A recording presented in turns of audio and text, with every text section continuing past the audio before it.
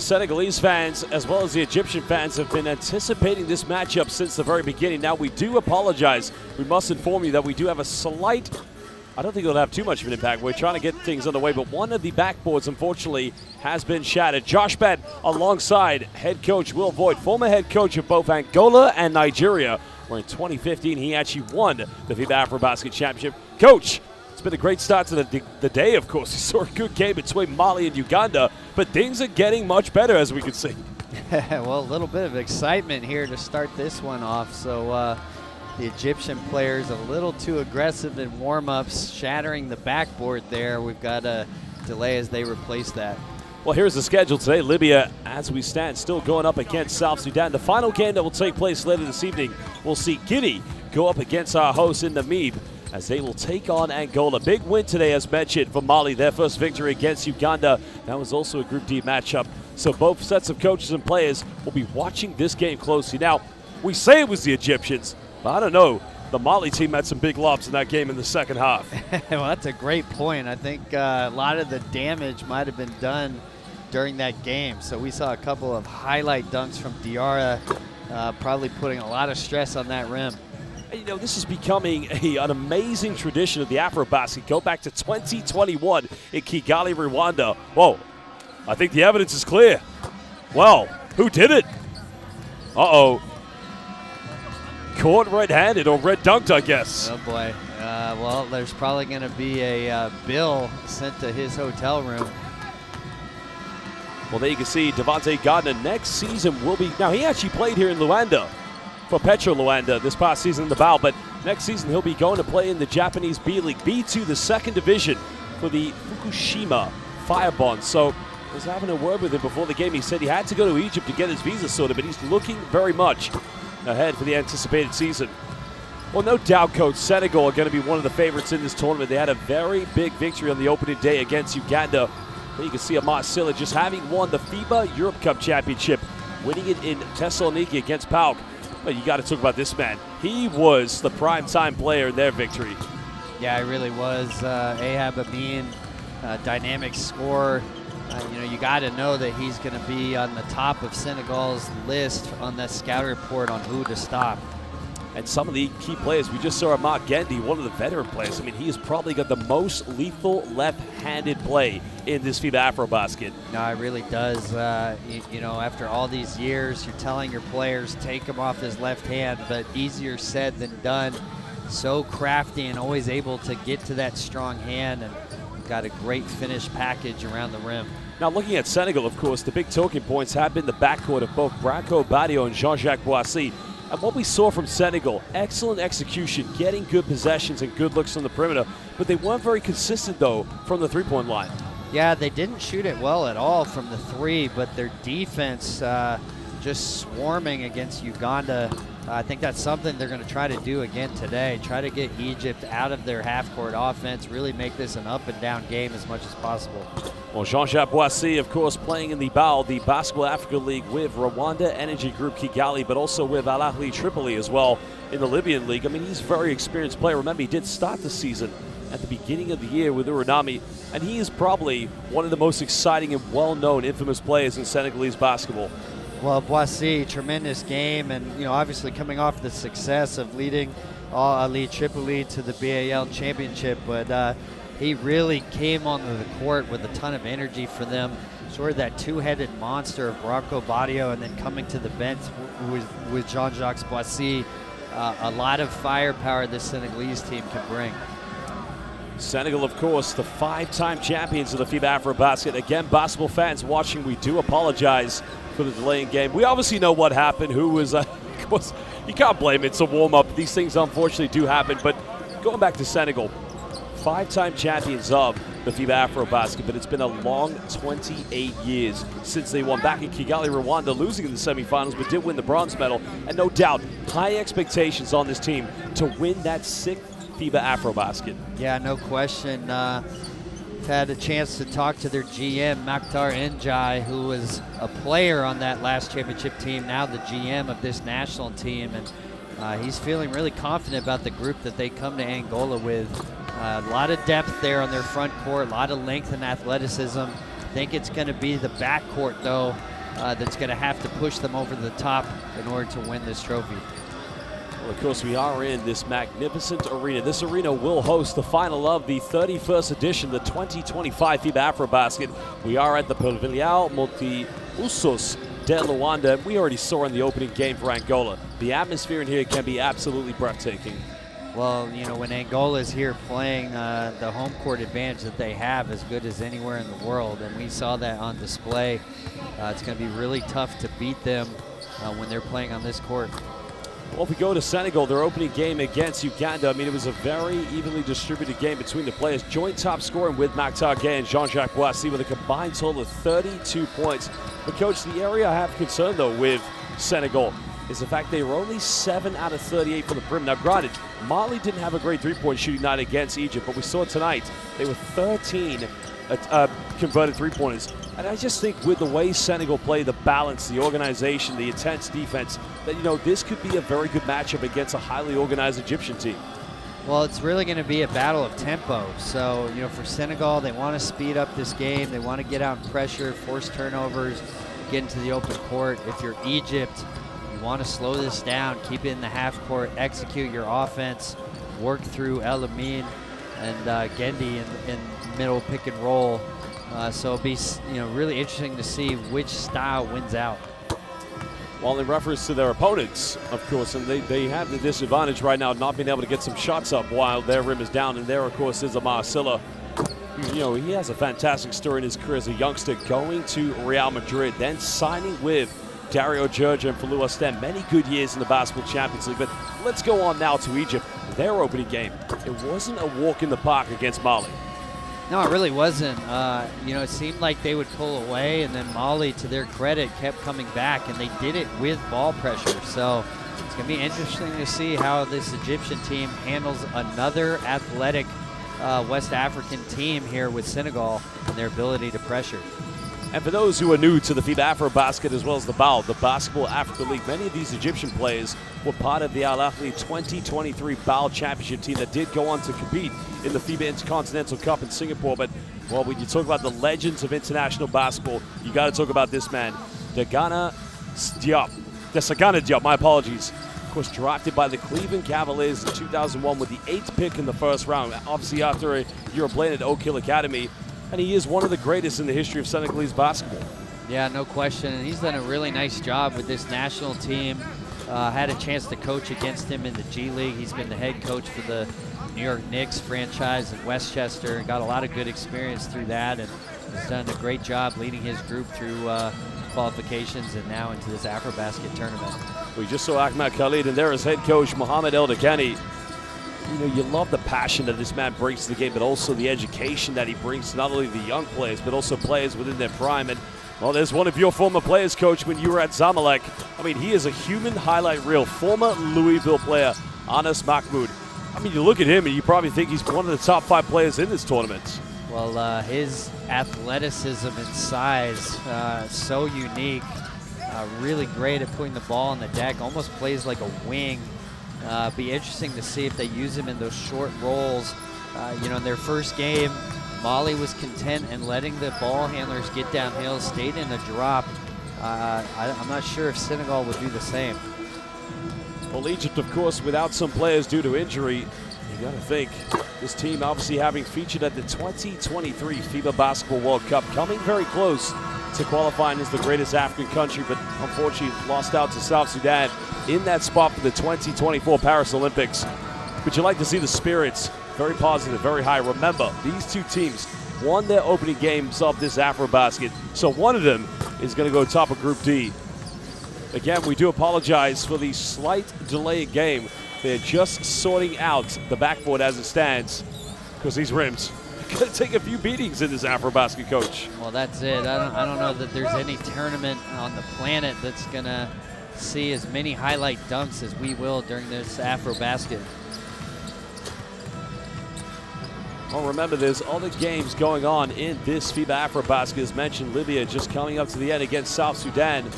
Well, the final game of the evening will indeed see Guinea, who are surprising and inspiring many, as they'll go up against the host Angola. Well, the 2025 FIBA AfroBasket, 2 venues, this one here in Luanda, the other one in Namib, Angola. But it will be the final that will take place in here. This Cape Verde, or Cabo Verde as the Cape Verdean fans like to refer to them, in a big comeback from behind victory against Congo DR. And, Coach, that was a monumental comeback for Cape Verde.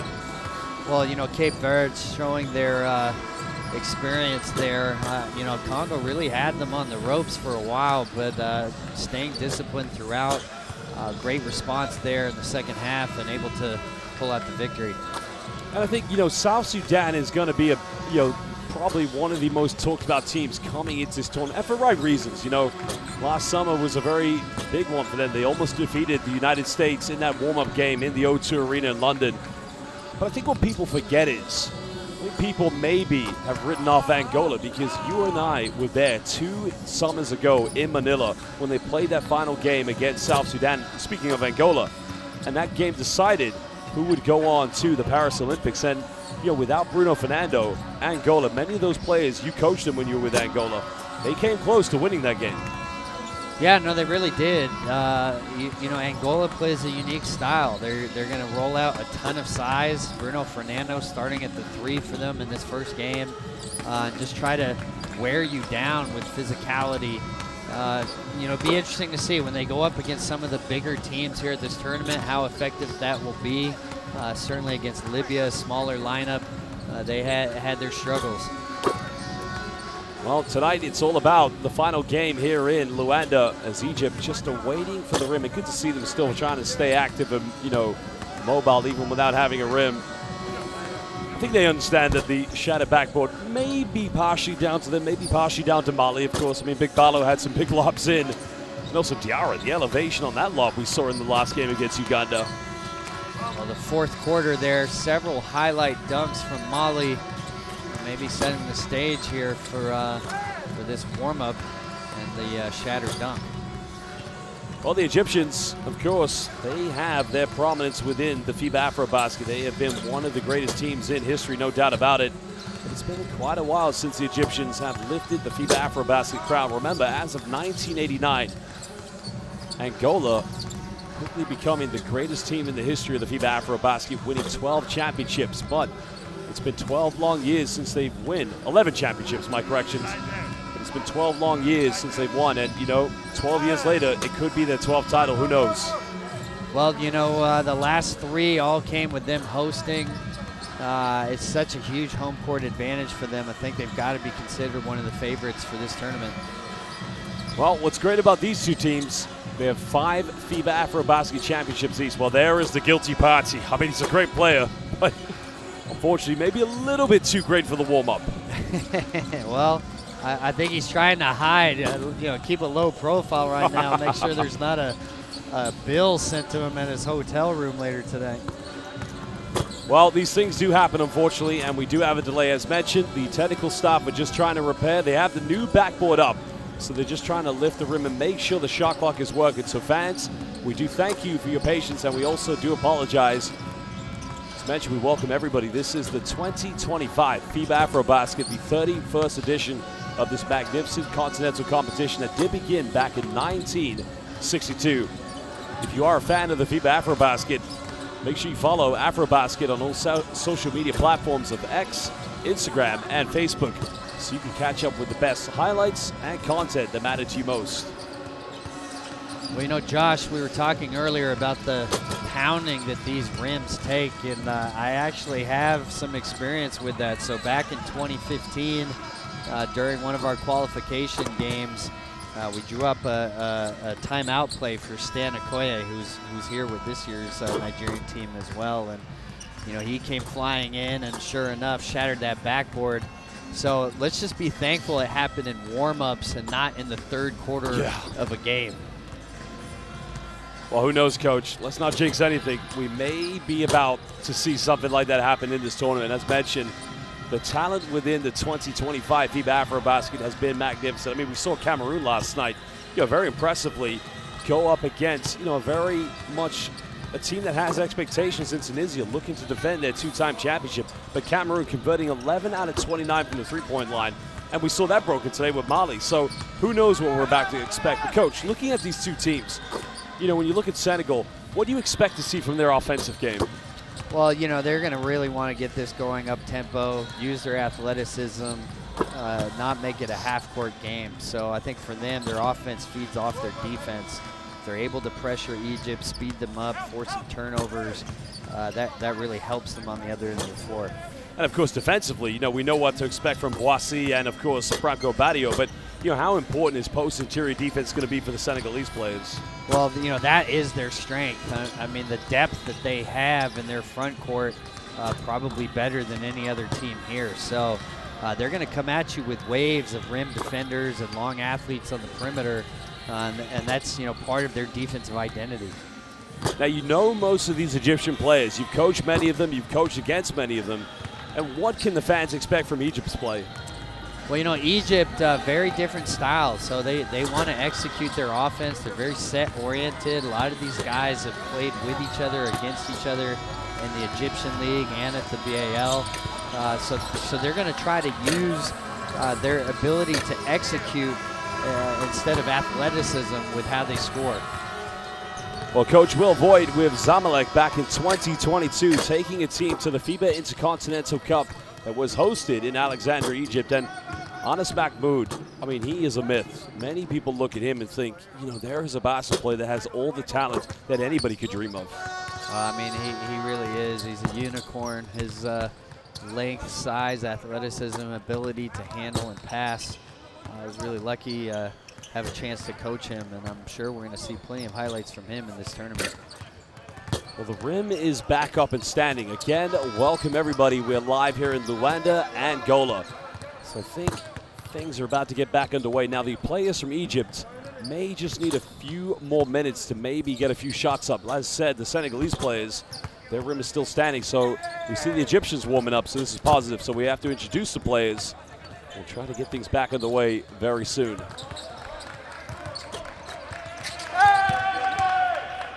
Well, we've just been given an update. So tip-off, from what we've been told, is going to be due at 6 p.m. local time. So that is going to be in 23 minutes. Well, Coach, Senegal, the tip-off has been delayed due to the shattered rim, but 22 minutes, enough time to get another good warm-up in, I guess. Yeah, you know, I'm curious if Egypt asked for that amount of time. Sometimes it's hard to sustain your focus and energy. You're so close to the start of a big game. And if you warm up for too long, you can burn some of that energy off just in the warm-up. So, you know, interesting to see that it's that long before the start here. Well, it's quite a while, to say the least. I mean, usually, all the teams were out here for quite a while after the game against Uganda and Mali. But you know what? I guess they're going to have to adapt to what the circumstances have given. Like I said, these two teams, whoever wins this game tonight will go top of Group D. I think another key interesting thing to look out for in this game is to look out, you know, Amin Ahab does indeed go up against the very tough full-court presence of players like Jean-Jacques Boissy and Franco Badio. But you know, when you look at his game, Coach, many people have said to me that naturally he's a shooting guard. Oh, he definitely is. You know, big-time scorer his whole career, going all the way back to college basketball. Obviously started at the University of Oregon, but he's able to create it off the dribble. So it's not that he can't put it on the deck. It's just if he's forced to be the primary ball handler, it can be a little bit harder for him. Because probably his most productive season was in his junior year. I believe he was with Texas A&M at the time, where he was averaging 17 points per game, but a bit of a dip, of course, when he did go to Oregon, Coach. I mean, what kind of went, I wouldn't say downhill for him, but what was the change, the drastic change in those numbers when he went to play for the Ducks? Well, he was at Texas A&M Corpus Christi, so that's a very different school than Texas A&M, much lower level. Was able to play his way up to Oregon in the Pac-12. That's going to be the, you know, one of the top programs in college basketball. So not surprising to see a little bit of a dip there in his scoring once he went there. Since turning point, now he did make it to an NCAA Sweet 16 in 2019. Of course, fans do have one memorable clip of him in that time, but we don't necessarily need to allude to that. But you know, he's had a magnificent career where he spent most of his time, nearly all of his time with Al Ahly. And you look at his time playing in the BAL in that year they were champions. 12.7 points per game in that season, shooting 58% from the field. And I just feel that he's probably going to be one of those players in the crunch time, when they get to the knockout stage, that they're going to have to heavily depend on. Well, no question. I mean, he's one of the premier players in the Egyptian league. As you mentioned, a star player for Ahly, and somebody who's able to score at every level. Well, the Egyptians in that opening game, they shot the ball 4 out of 6 from the perimeter against Mali, and they went stone cold, but it was in the fourth quarter. I believe it was Amina Habu did hit that big three-pointer, but since then it seems like they're a team that knows how to handle the pressure, ride the storm, and prevail when needed. Well, there's a lot of experience on this team, so these guys have been through the battles together. I think they maintained just enough composure. It seemed like Mali was potentially having them rattled enough to get back in that game, but Egypt always coming up with an answer. Well, Senegal, again, a team that needs to restore its history. Losing in that semifinal disappointingly back in 2021 in Kigali, Rwanda. They feel like they're a team that means business, and with the talent they have, you would probably imagine that they're going to get to the top 4, no doubt about it. But when you look at this Egyptian team, Coach, I feel an area they're going to have a lot of strength is that perimeter shooting. And probably what I feel, and disagree with me if you will, but they're going to be able to bring the Senegalese bigs away from the paint, which is going to free up a lot in their offense. Well, no, you're definitely right there. It's going to have to be an adjustment when Bibo is out on the court. So he's able to extend the defense. Did a nice job of shooting the ball in their first game. He'll bring a different look. Patrick Gardner the same way. You see him here. Will he play some 4 along with the 5? So there could be times where they put 2 bigs on the court who can shoot from 3. Well, as mentioned, fans, we do apologize for the delay. We're just over 17 minutes away from getting this game. It was meant for 5:30 local time. Of course, due to unfortunate circumstances, the backboard being shattered, didn't seem like too big a dunk. It seemed like that backboard was on his last nail. Yeah, I don't know. Like you said, I think Mali needs to foot some of that bill in replacing that. There were a lot of thunder dunks we saw in that fourth quarter, maybe starting the cracks in that backboard before we saw the Egyptian team finish the job. And as we've already spoken about, the other games taking place here at the FIBA AfroBasket are in the city of Namib here in Angola. 2 venues. Of course, the quarterfinals up until the finals will be hosted here in Luanda. If Angola make it to the final, I think, Coach, you know this especially, more than just this arena being packed. There'll be fans outside the arena. There'll be heavy traffic in the city. Things will get very busy. Oh, no question. The semifinal and final games are scheduled for a weekend.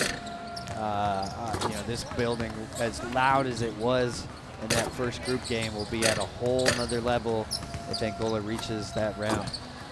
And in that opening game in which Angola did play here, we saw many legends, many of the greats of Angolan basketball in the building. We saw Jean-Jacques Conceição, who many would regard as its most definitive, the greatest center in the history of Angolan basketball. Of course, Bruno Fernando is building his legacy as well, but some of your former players that played for you in the 2019 FIBA Basketball World Cup for Angola, Herschel Dominguez, and of course, the big man who in 2019 won the FIBA Basketball Champions League with Bologna, and that is Yannick Murray, of course. Yeah, no, great to see those guys able to catch up with them. Saw some other guys too in the building, as you said, honoring the best who have been around for Angolan basketball. And let's not also forget J-Lo, not the American singer, but the president of Angola, also here at the beginning of that game. So impressive crowd, really fun to watch the turnout. Of course, my apologies, correction, not Yannick Murray, Yannick Marrera, because he came in here with a lot of style. But yeah, I just feel if they are to make the final, Angola, we'll be probably seeing Carlos Moraes, maybe Eduardo Mingas, and who knows, one of your eldest players that played for you at the time, Leonel Paulo. Well, there's a lot of greats that I was fortunate enough to coach. I'm sure that we'll see them throughout this tournament. Well, the Senegalese players, just like the Egyptian players, in trying to stay loose. And as you mentioned, Coach, the 20-minute delay that was a result of the backboard is quite a long time, because we were expected to tip off at 5:30 because we had a great game earlier. Mali converting 13 3-pointers, 2 more that was converted than Cameroon the night before, in which they won against Tunisia. But let's talk about Tunisia, Coach, because the 2-time defending champions of the FIBA AfroBasket, 3-time champions in total, of course. The road to three-peat looks like it's going to be a very tough journey for them. Well, very different team that they're showing up here with. So a lot of the vets that have carried them to so much success now retired. A lot of new faces there, and certainly a struggle in their first game. But credit to Cameroon. I mean, they played a tremendous game. Their ball pressure at Tunisia all out of sorts. And on the other end, Cameroon knocking down seemingly every open look from 3. Well, Cameroon, of course, have always been a competitor. 1997, in which they came second place. Excuse me, 2007. They came second place against Angola. The only time Cameroon has stood on the podium of the FIBA AfroBasket. But with that team that we saw last night, anything is possible. And Coach, I like, a very good observation that you made about the AfroBasket. It's a great summer. We've already had the FIBA Asia Cup. Now it's heading into its quarterfinals. We still yet to have the America Cup and the Eurobasket. But when you compare the AfroBasket to all those competitions, I think you said it perfectly. This is the most balanced and most competitive competition. Yeah, it really is. I mean, there's so many teams that can make a legitimate argument being a championship contender. So I think especially when we get to the knockout stages, there's going to be a lot of tremendous games for us to watch. The Senegalese fans, infamous for their band, their horns, and making an absolutely amazing, beautiful tradition. And also, if you can't see it right now, but in front of the flags, you have the head of the lion in gold. They are known as the Lions, while the Egyptians are known as the Pharaohs internationally. And I love this about international basketball. Whenever it's the windows, the qualifiers for the AfroBasket or the World Cup, I mean, you can't go anywhere without hearing the Senegalese fans and even the Egyptian fans. You love to see them flying the flag. And, this, in my mind, is what embodies international basketball. You get culture and hoops into one. You can't ask for any more. Yeah, I mean, that's what makes these events so fun. And even the style of play of each nation, representative of the culture that they played the game at. So that's one of the things I enjoyed most about coaching national teams. Learning obviously the country that you were representing, but when you went and played these other teams, you could learn a lot about their countries simply from watching their style of basketball. And another debate I want to kind of touch base on is that there's a big difference with the NBA and the international game in terms of rules. But, we spoke about this at breakfast earlier today, that when you have a player in the NBA who's played for a lot of clubs over his career, maybe would look at that and think, well, there's a lot of questions there. Whereas in international basketball, players, just like coaches, it's very common to see yourself and players, go all over the globe in maybe a decade. Well, absolutely. Every country has their version of the NBA, and as you do well in each country, it can open up opportunities elsewhere. So a lot of these players gaining valuable experience throughout the world. And for young coaches who are trying to aspire to the pathway that, you've done a magnificent job of. I mean, 2019, you were the head coach of Angola. We were there together. And in 2022, next thing I know is you're coaching Telekom Basketball in Germany in the Basketball Champions League. What would be some advice that you give to aspiring coaches that want to dip into the international world? Well, for me, I was fortunate to get my first break coaching actually in Norway. So sometimes it can be hard to break in, but I think the best advice is just being willing to go anywhere. Coaching is coaching, no matter the country, no matter the level. So being open to all those adventures and opportunities has allowed me to see much of the world through this beautiful game. And for those, as I mentioned in the pregame broadcast, Will Voigt winning the 2015 FIBA AfroBasket with Nigeria, which many may forget, booked you and your team a ticket to the 2016 Olympics in Rio. I mean, how was that experience? Well, obviously an amazing experience. And, in order to get to that final, we had to beat a very good Senegalese team. It's funny, I was with the San Antonio Spurs organization, Gorgui Dang, one of the best players ever to suit up for the Senegalese national team. He would always, anytime he ran into me, remind me of the battle that we had. So, Senegal has obviously been close. I think this team maybe could be the one that finally tips the scale for a championship. A lot of talent within this Senegalese team, and as mentioned, they have a history of just producing some of the finest players and competitive national teams. But coach, 28 years, it's been a very, very long time, and at some point, you got to feel the Senegalese Lions, they've got to bring that championship, that sixth FIBA AfroBasket championship back to Dakar. Well, you know, I think they're aware of the pressure behind that history. Obviously, every tournament bringing in a quality team with a chance to win it. It seems like this team might be as good as any we've seen in a while. Well, fans, again, we'd like to thank you for your patience. We do apologize for the technical difficulty that we have faced. The issue tonight was that the backboard was shattered where the Egyptians are warming up. Now, it did happen in the warm-up, but we must address, we cannot blame it on the Egyptians. The backboard took quite a few, well, the rim took quite a few beatings in the amazing performance by Mali and Uganda, which was an exciting tempo game. Well, Koulibaly catching some big lobs in the fourth quarter, as did Big Balo, but God, look at that Mali team. They've got a great story as well. 2019, many of those players did play in that FIBA Under-19 World Cup, competing in the first two halves against the United States, but unfortunately coming up short. And you got to think as well, Mali, it's their time to make history as well. Well, that silver medal run at the Under-19 World Championships really special. And like you said, a lot of these players now coming of age here with the men's team. Can they lead them to that same level of success here at AfroBasket? Well, there was a result earlier in which Mali did win. I mean, it was a good game. They went up by as many as 22 in the first half. At Uganda, they pedaled back, and coach, they got it back to win 4 points. Very great game to watch. Well, Libya going up against South Sudan, losing 108, well, losing currently. There's still just over 30 seconds left in the fourth quarter. The score is currently 118 to 52. That game is taking place in Namibia. While we're just waiting to get things underway here between Senegal and Egypt, the final game will see our hosts Angola take on Guinea. As we spoke about Guinea winning their opening game against South Sudan, I think we're almost ready to introduce the key players of both Egypt and Senegal.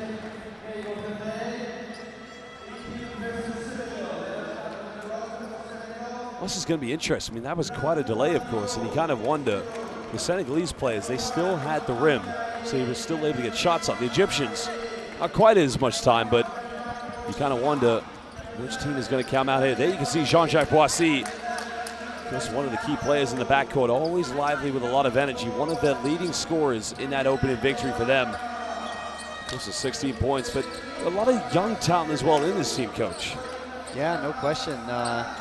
It'll be interesting to see who steps up for them in this game. They have so much depth, don't necessarily rely on just one guy. Badio, very solid, but not really that breakout game we know he's capable of.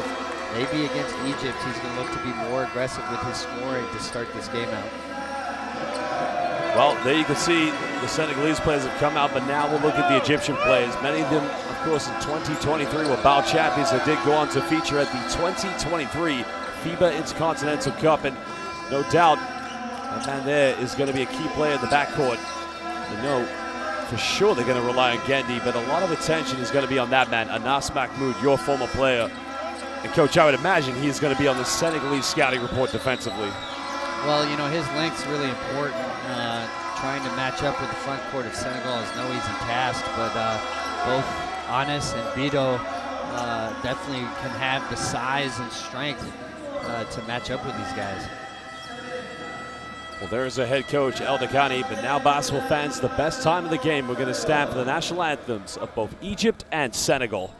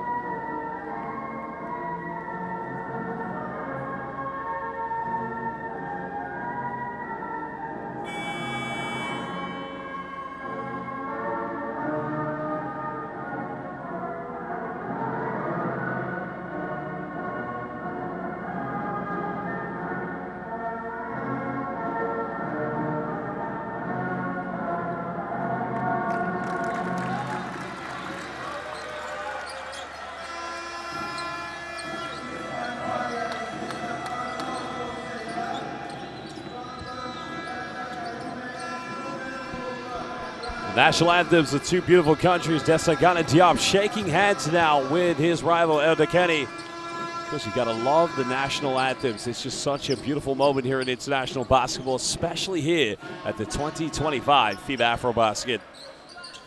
Well, now it's time to introduce three very important people for tonight's game, and those are our three referees. Well, we're very proud to say we have three of the very finest here in world basketball, and they've done a magnificent job in all games so far here in Luanda, Angola. Well, our three referees are coming, of course, from South Africa, Australia, and the Congo DR. Ruben Walcock, Taunton Banza Kalume, and Arnold, as well our final referee. A big moment, of course. Well, the final referee, of course, my apologies, from the South Africa, Arnold Mosea. Starting lineup. Now, Gora Kamara is going to have a good game tonight in the paint. He was magnificent in their opener. Mustafa Diop, Karim Mane, Ibrahima Faye, and Branco Badio will be the primary point guard tonight for Senegal, which means Jean-Jacques Boissy and Maktar Gueye will be coming off the bench. Well, interesting. They're going a little bit smaller here to start the game, maybe doubling down on the ball pressure. Could see some switching potentially, too, with that lineup. Desagana Diop, one of 5 players that came out of high school, drafted in the 2001 NBA draft. 8th overall by the Cleveland Cavaliers. But now we focus our attention to the Egyptians. Well, he is going to be probably the key name in the backcourt. It's a combo point guard at Habamid, which also sees Ibrahim Zahran in the backcourt. Well, they've also got Muhammad as well as another key player. Well, Ahmad Khalaf will also, well, he got things going from the perimeter very long, but no doubt, Anas Mahmoud is going to be the key player for Coach El Dekeni. Well, they're going to have their hands full being able to execute against this Senegalese ball pressure, especially to start the game. You know, Senegal is going to be fired up, trying to climb in there. Got to remain patient and execute their offense. Well, he was coaching Al Jazeera in Cairo in 2017 from 2019. You like the fire that he brings to these Egyptian players, but I mean, there you can see one of Egypt's most veteran players, Omar Arabi. Where I think he becomes so invaluable is when he just becomes a solid paint protector for the Egyptians. Well, he is a brick wall. You know, I've had to coach against him several times, both from the national team and in the Egyptian league. And he's a defensive presence, really back there anchoring your defense in the half court. Well, both teams quite a lot of depth. It's going to be about execution. No doubt they know a lot about each other. They've seen each other, no doubt, maybe through the Courtside 1891 app in Windows. But the matchups always between Senegal and Egypt have always been competitive. They've always had a lot of fire to them. Coach, I would say that this is a rivalry based on respect and admiration, but also wanting to be the kings of African basketball. Well, it's definitely a rivalry. I was actually in Egypt when the two teams faced each other in the football championship, so expect this to be intense.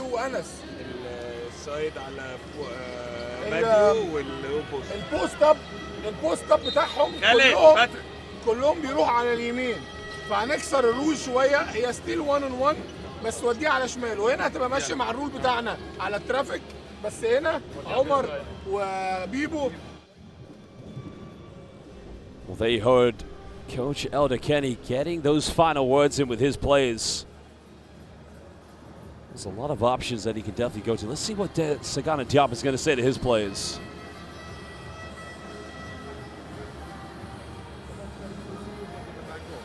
We don't have it. If we catch the ball here, right? If we come off quick, we play. They ice it. If they ice it, try to attack downhill, you roll, kind of that's going to be you. But just wait, you know what I'm saying? I don't want you to run in the end. Just wait a little bit, and you go to kill cut right there, right? Okay. Let's do it. Let's look for the back door, though. Look for the back door. First 5 minutes. First 5 minutes. Let's go. First 5. Let's go. First 5. The official Tissot countdown to tip-off is underway, and a big thank you to Tissot for a magnificent partnership in decades, or years I should say, with FIBA. Well, fans, again, we would like to welcome everybody to Luanda, Angola for the 2025 FIBA AfroBasket, the 31st edition. Both these two teams have won 5 FIBA AfroBasket championships, and definitely both of them would like to win a 6th. Jean-Jacques Boissy, of course, not only a name within Senegalese basketball, but also in the international world of hoops. Habamid, of course, another key name. I mean, this is if you don't have your popcorn out, if you're not excited, Coach, I know you are, but if you're not in general, something's wrong with you. Well, this is going to be a very intense matchup. You know, I started to talk about it before the huddles there. Was in Cairo as a coach during the African Football Championships in which these two teams face each other. A lot of controversy over lasers being pointed in the faces of players.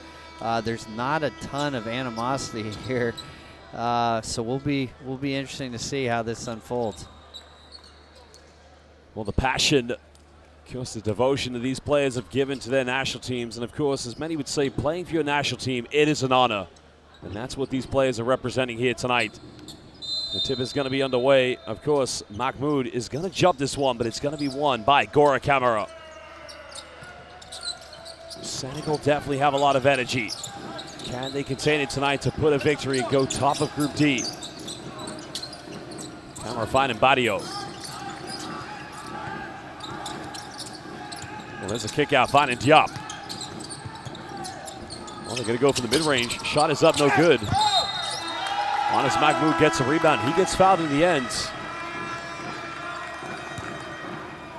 A tough rebound there from Anas, going up amongst the trees, and Kamara is no easy guy to block out. Yes, I feel the Egyptians do such a good job of containing the paint. But I think you mentioned this back in Manila. It said, is there a 1 through 5 switching you're going to see from either of these two teams tonight? Well, I think at some point for sure you could see this from Senegal. Well, the lob went up. Great defense by Senegal, and that goes out of bounds. I don't think Coach Eldekeni quite happy with that set from Mito. Yeah, I don't think Coach is either. The pass got away from him there, not on target to Anas. Still early stages. Alfay will go for a 3. That's a good look, but again, unable to connect. They only made 7 3-pointers in their opening game. Almost a minute played here in the first quarter. Both Egypt and Senegal looking for those first points.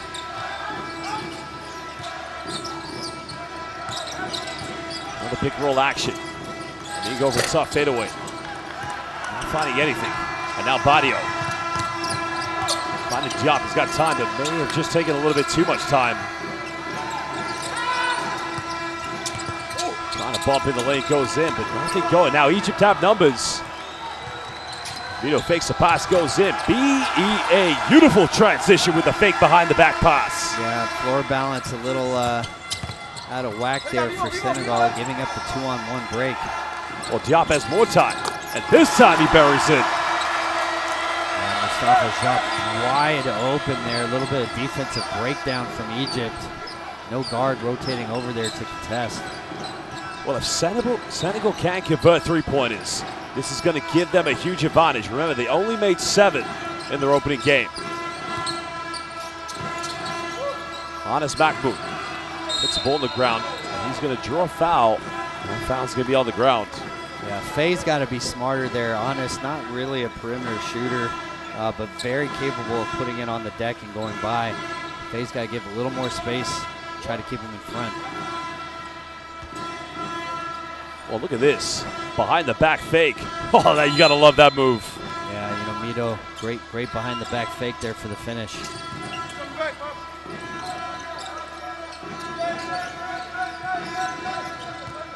Amin off another screen. Goes in for the lob. Second chance points. Well, that's what Calip's in there for. Yeah, great job there. Vito cleaning up the miss there from Amin. And Monty going right at the trees, and both teams getting inside the paint and making things happen. Well, a heavy dose of middle pick and roll from both teams right now. Defensively, both teams in a drop. Maybe that's something they're going to have to switch as this game goes on. Well, backcourt players having their way so far in the paint. Penetration's coming from the perimeter, and it's good basketball. But now Badio, he'll fire a 3. Good look for him, but unable to finish. Well, a bit of contact goes in. No foul given. Senegal just trailing by 1 point. Badio finds Kamara. And this time the foul is going to be called against Beto. But this is worrying here because Gora Kamara is on the ground. Oh yeah, you can see it there. You hate to see that. Twisting the ankle there. Maybe he stepped on the foot of Beto as he rolled to the basket. Let's hope he's okay. Well, 2 free throws coming up. He's on the ground, so that's a good sign for Senegal. He's tough as nails, isn't he? Yeah, you always get worried, especially with those big guys. That's a lot of weight. Oh, no. Bad sign. He's back on the ground. Well, this is not good. This is a worrying sign. And, you know, Coach, when I say tough as nails, you know, you can see he wants to play through the pain, but there's only so much you can do, and it looks very, very concerning here for Senegal. You hate to see this. Kamara with a great first game in this tournament, double-double, leading them to a big victory. So obviously an important player for them in this tournament as they move forward, and not looking good here. Well, we can only hope that he's going to be okay, but you can see, I mean, you know, there's no bad intent in this whatsoever. It's just poorly timed help side defense. But, you know, these things, Coach, they do happen, don't they? Well, again, it's just a lot of weight coming down the ankle. So anytime it's a big, and you see that, I do get nervous. They're trying to put some ice spray on it, so he's not leaving the game quite yet. But I'd imagine that he's gone to the ground. They might have to leave the game.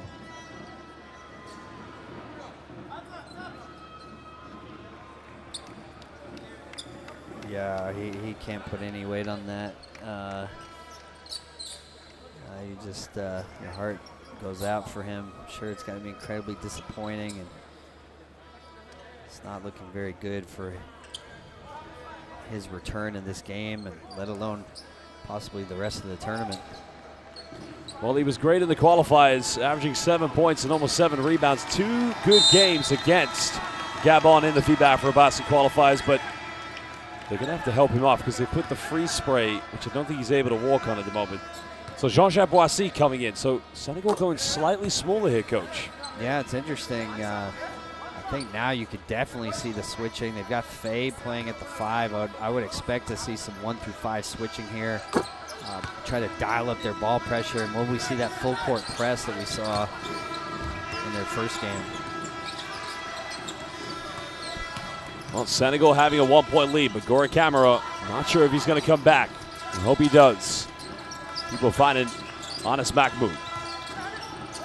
Going in with a little dream hook, unable to finish. Badio secures the rebound. Well, Senegal goes smaller. One thing they're going to want to do is run quickly. Well, nice take in the lane. Now they have a 3-point lead. Yeah, nice finish there from Faye, right to the body of Bibo, able to finish over that. Well, nice crossover by Mito. Bit of contact goes in. Sweet move. Well, he's magic on the floor. Yeah, 2 great moves to the basket from Mito. Really being aggressive here early in this game. Boissy turning it over. Egypt now can't take the lead. Amit finds an opening. He'll go all the way. It's simply unstoppable. Egypt's backcourt showing no fear. Well, you know, that's where they need Kamara. No rim protector on the floor right now, and Amin able to get all the way to the rim. Well, Madi going at the defense. Faye goes in for the follow-up, and both teams exchanging buckets. Great tempo. Second game for these 2 teams in Group D. Remember, the winner will go top of the group.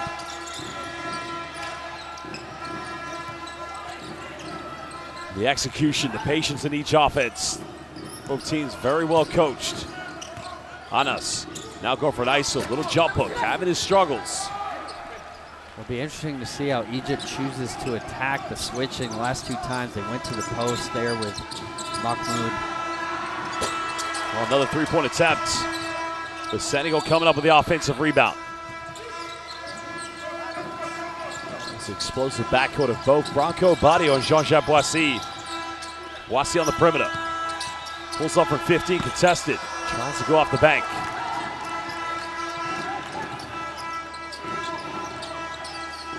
Well, you don't want to leave him wide open. That time he's a little bit short on the perimeter shot. Well, there's no shot that Amin will turn down. So I think Senegal has to have a little more awareness. He'll definitely pull from deep in transition. Well, great take by Karim Mane, but just losing control of it, and an unfortunate turnover for Senegal. Good defense by the Egyptians. Yeah, little bit out of control there, and you know, an interesting lineup. I'm not sure how much Senegal has played with this 5 on the court. You know, obviously forced into an early sub that they didn't want to do with Kamara. You see now a little bit more traditional here. Well, Arabi subbing into the game for the first time tonight. Just he was part of the Al Ahly Cairo team that did win the battle back in 2023. It's quite a big lineup here for the Egyptians. Arabi at the 5. Mito pump fakes, finds a bit of space. Quick 3. Are you kidding me? This guy is bowling. Well, Mito is definitely feeling good. Started this game out with 2 excellent drives, now with the 3.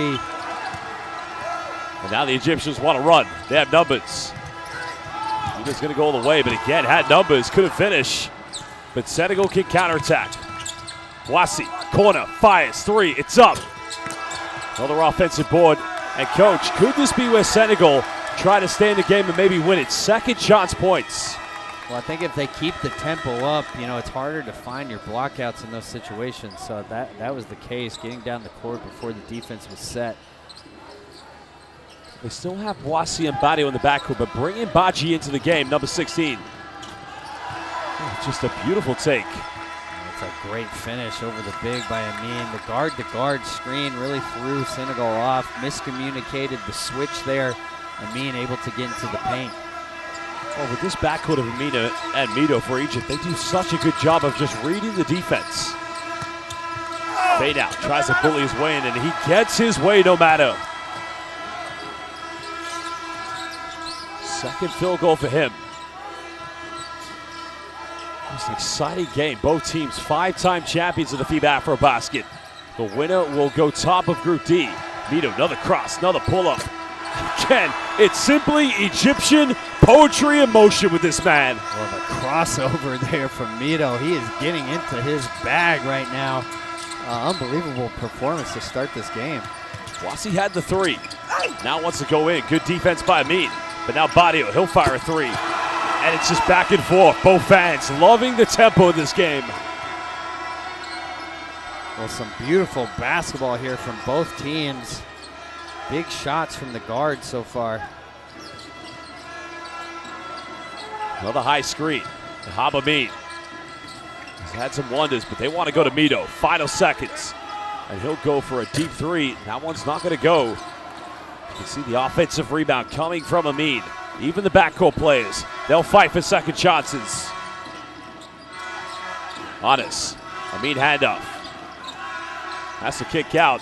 They'll go for a 3 to beat the shot clock. And anything they can do, well, the Egyptians think they can do better. Well, that's a big shot there from the youngster.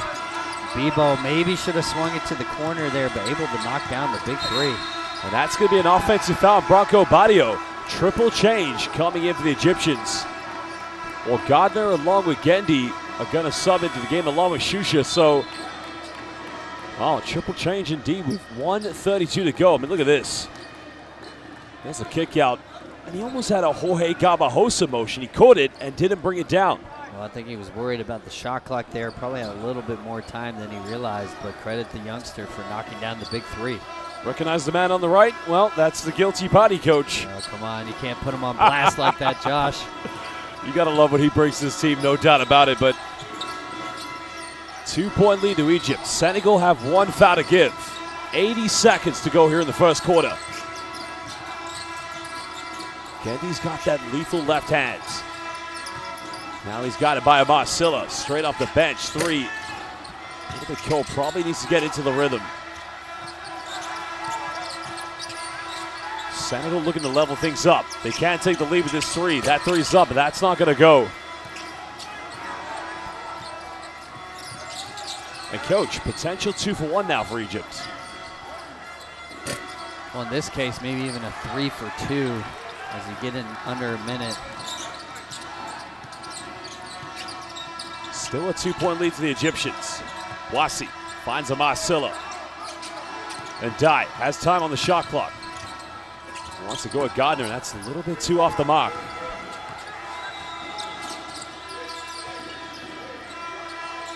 Roughly 7 seconds difference between game and shot clock. The Egyptians can have a 2-possession lead if they get something good in this offense. No doubt, Gendy wants to go left. Adami comes up with a screen. Gendy attacks, goes in. Now, that could be a three-point play. Well, the official has the ball going up. I don't think I agree with that call. I think that was definitely a goaltend. Well, is it a goaltend, or did he meet him at the summit? At first glance, it did look like a goaltending. Let's have a look here. Watch the ball. Ooh. Yeah, I think that's on the backboard. I think that's a goaltend for sure. You know, is it worth reviewing? You know, you gain. I guess it depends on the free throws. If you trust Gendy to make the free throws at best, you're gaining 1 point from it. Maybe you want to keep that in your pocket for later in the game. Well, one of the experienced players of this Egyptian national team, and well, unfortunately missing the first free throw. You coached against him, Coach. You can't be quite a tricky player to go up against. Well, he is a scorer through and through. Can really beat you in several different ways. Well, Gardner got the offensive rebound. Senegal will get it back with 6.7, trailing by 2 points to Egypt. Well, now that call becomes huge. So Gendy missing both free throws. Egypt coming up empty there on that possession. Wasi goes behind the back. Foul has been given. Not a bad foul because Egypt have only committed 1 team foul. Yeah, it's a smart play there, and they're gonna foul again. I would imagine anything that's put on the deck not going to the basket. They're just trying to kill clock. They have fouls to give. So Senegal's got to be smart with this play. They got to understand what Egypt's strategy is going to be. Sideline ball, and Dye will inbound this one. They want to find Boissy. Quick give and go. Boissy, quick three. And that's way off the backboard. At the end of the first quarter, Egypt leading by 2 points in this top of Group D fixture, which has already proven to be a very exciting game. But so far, this game hasn't disappointed, Coach. No, it really hasn't. And, you got to be happy if you're Egypt with the start. Mito really putting on a show there in the first quarter. Well, the Egyptians currently 9 out of 21 from the field. They do have 11 rebounds, while the Senegalese players, they started well. They've made 2 out of 8 from the perimeter. Remember, they only converted 7 in that opening game. But I think the thing for the Senegalese players, they've got to take care of the basketball. Already 4 turnovers, but where Egypt's been good, Coach, is in transition, converting turnovers into fast break points. Well, this is the play that got Mito going. So, nice little fake there. That was just the beginning of a highlight display of scoring from him. Well, it was one of the 3-pointers by Diop. As mentioned, they can get things going from the perimeter. It will be a good night for them, but Mito's currently leading Egypt with 11 points, and there's already been some great takes in the paint, but where Egypt had a good advantage, second chance points. Yeah, well, the size of Egypt now potentially a factor with Kamara going down early with the injury. Well, Senegal not with any players in double digits. Ibrahim Afei does have 6 points, but as mentioned, Mito 11. He has been cooking. As you mentioned, in his bag, he's done a lot of tricks tonight. Well, he's been tremendous here in the first quarter. Let's see how Coach feels about it. Omar, fake the screen. Adam, screen مع Shusha with Patrick. Ball reversal. Omar, screen, وانزل ألعاب و2-man game. Okay? Stay contained inside. Hey, when they put the small line up, you have to listen to me. Just stay there. I want this man guy start coming up, and you're going to come get this man guy and look if you can get him here, Amar, right? If the dive is open, Well, Basel fans, scan the QR code to get Courtside 1891, the app where you can watch live streams and extended highlights of FIBA competitions and also friendly games ahead of the FIBA 2025 EuroBasket. Courtside 1891, download it today. Now, Coach, Mito's going to the bench, so he's had a hot hand, but probably just to give him a bit of a breather. But right now, the Egyptians bringing in Adam Musa to the game. I like the energy, especially on the defensive end, that he brings to this team. Well, I think you're going to see a heavy dose of Gendy here offensively as he carries the load while Mito's on the bench. I'm not sure what was called there, if it was a delay or I think we're going to have to restart things. I don't think the shot clock was ready. Well, that shot clock has been working overtime, Coach, especially since the Angola game. Yeah, you know, I think I hold my breath anytime I see an issue with it. I tell you what, the occasion's been magnificent. I think the thing I've loved the most is you got great basketball. These teams have all done a magnificent job throughout the windows to get here. You see the fans come in the building, but as we saw with the Angolan fans, when they played home, not a single empty seat in this arena. Well, the home court advantage that they enjoy is tremendous. I was lucky enough to be on the right side of those games. So, you know, we went 2 years without losing a game in this building, and a big reason is the fan support. Well, basketball just has such a passion in this part of the world. No doubt it's a beautiful occasion, but now it's Gendy time. Mito's on the bench. Gendy, bit of separation. And there's Arabi going in for second chance. The second time the Egyptians have gone in for the tip-ins. Well, Badji's got to be more disciplined. If he has no chance of blocking the shot, he's got to look to rebound. Arabi able to clean up because Badji left him to try to block Gendy on that drive. Well, and Dye going for a quick three-pointer, and that's not going to drop. Egyptians leading by 2 possessions. He's just trying to work some magic off a double screen. Finds Gardner. That time the foul is going to be called against Badji. How do you defend Arabi?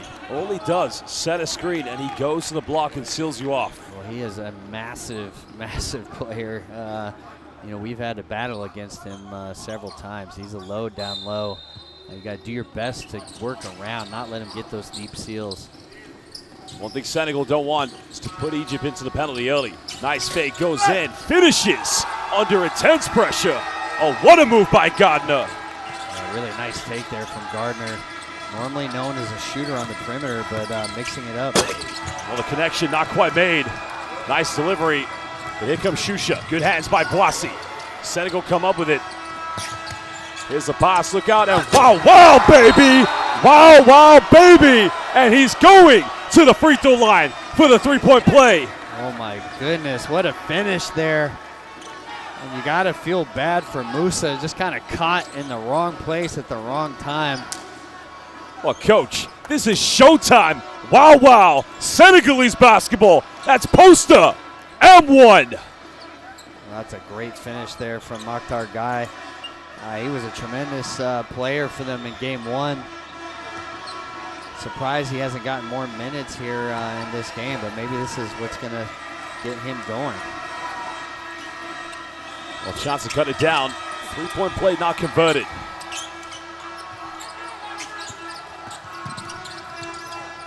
This is just being heavily defended. Now trying to find an opening. Boissy, good defense. Kicks out. Shusha wide open. 3 is up. Converts that one. 7-point lead to the Egyptians. That's a great kick out there from Musa. Drawing all the defense. Finding Shusha there in the corner. This is what Silla could do. He did this to Bill Bow. That's a good look. But now Gardner has an opening. Badji tries to chase it. Goes in. Gets rejected. Badji just said, not in my house. Badji's done well there, keeping Gardner on his right hand, not letting him get back to that strong left. Great job there blocking that.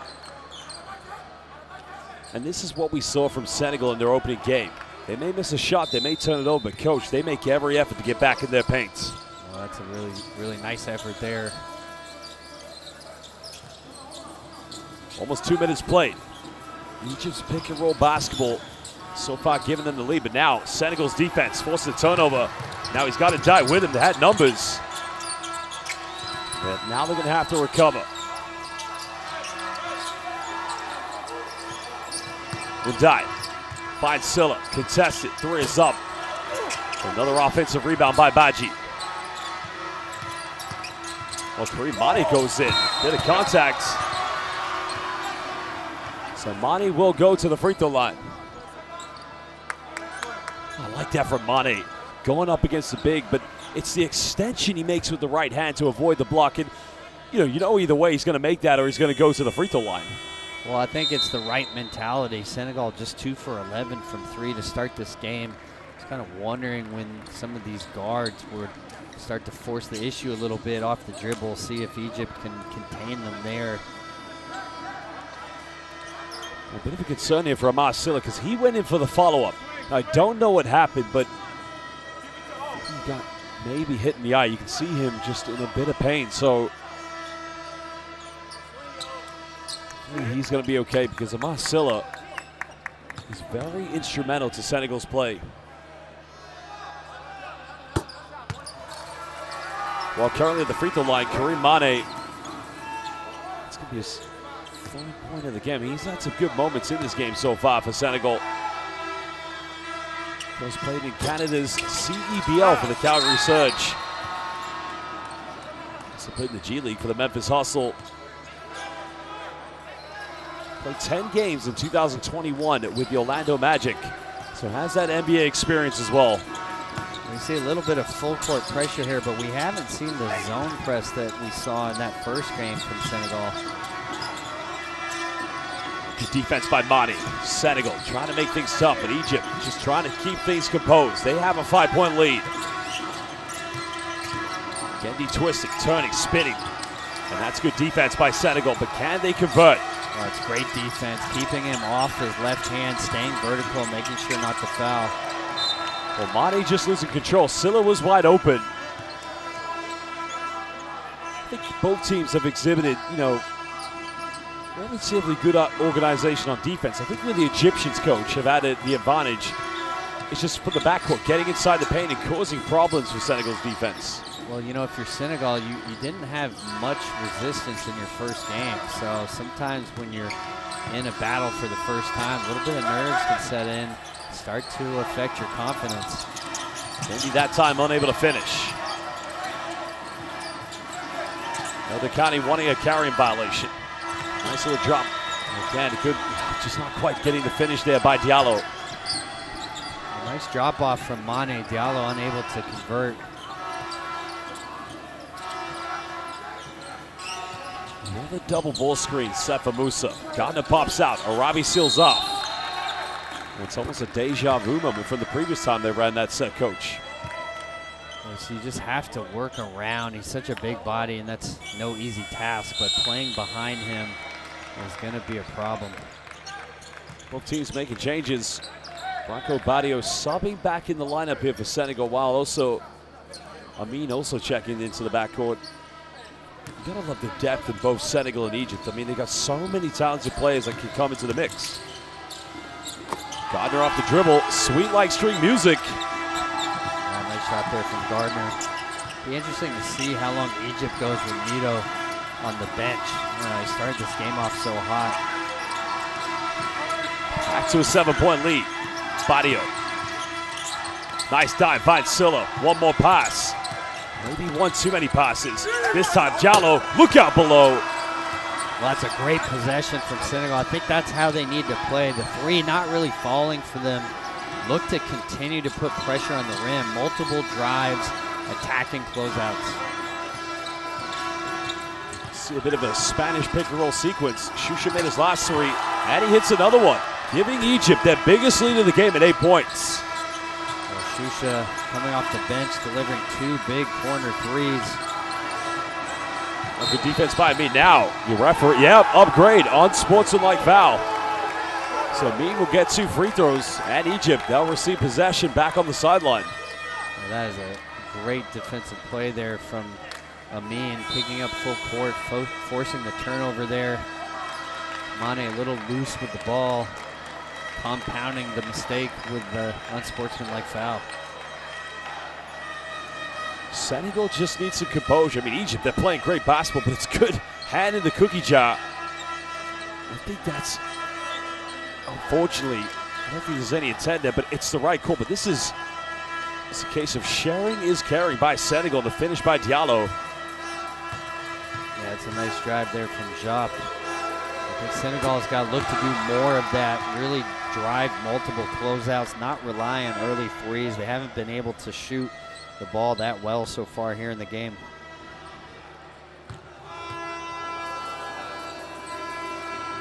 Well, both free throws converted by Amin. I believe that gentleman is the GM of the team you used to coach in Egypt. Well, he actually wasn't during my stretch as the coach, but he's a big part of Zamalek and a big part of the Egyptian national team. No foul called. Egypt leading by 10 points. Senegal's got to find some rhythm, but another turnover, unfortunately. But good recovery by Diop. The Egyptians want a traveling violation. You can definitely feel the energy between these two teams. Now Diop going at Mahmoud. Jump hook, the bank is open. Coach, you nailed it. They've got to get inside the paint. Well, I think that's the answer right now. Really be aggressive off the dribble. See if they can break down some of the Egyptians on the perimeter. Force them to collapse. Only take the wide open threes. Oh, Gendy doing Gendy things. Bumping, getting players on his back, and it's that little left-handed teardrop. Well, it's hard to defend him in a drop and pick and roll. He's going to find a way to get to that left hand. You might want to consider either switching it or perhaps even trapping him in those pick and rolls. This is good defense by Gardner. Finding Badio. Hasn't made a three yet. Still a little too short. And Amin towering for the rebounds.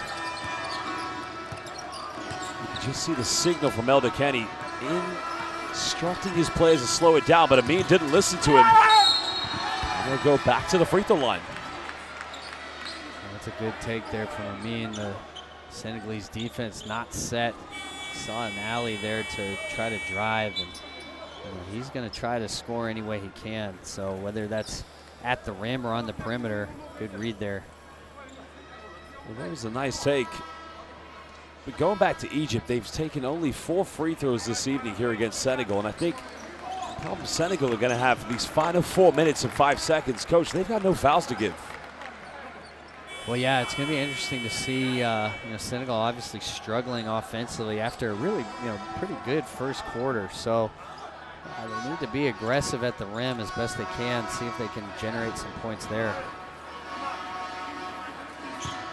Well, Egypt in the game, the victory that they had against Mali, they were 9 out of 15. We did see them have their free throw struggles, but they know for sure that if they're going to be a championship contender and win that 6th FIBA AfroBasket championship, that's got to be something that they deliver come the knockout stage. Yeah, no question. Free throw is always a vital part of winning, especially in tight games.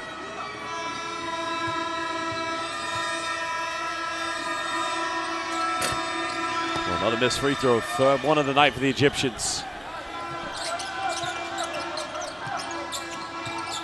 Senegal now with both Boissy and Braco Badio in the backcourt. Badio finds 4-5, goes in. Honest is going to get called for the foul, and that will be 2 free throws. Yeah, it looked like that was pretty clean here. We'll have to see on the replay.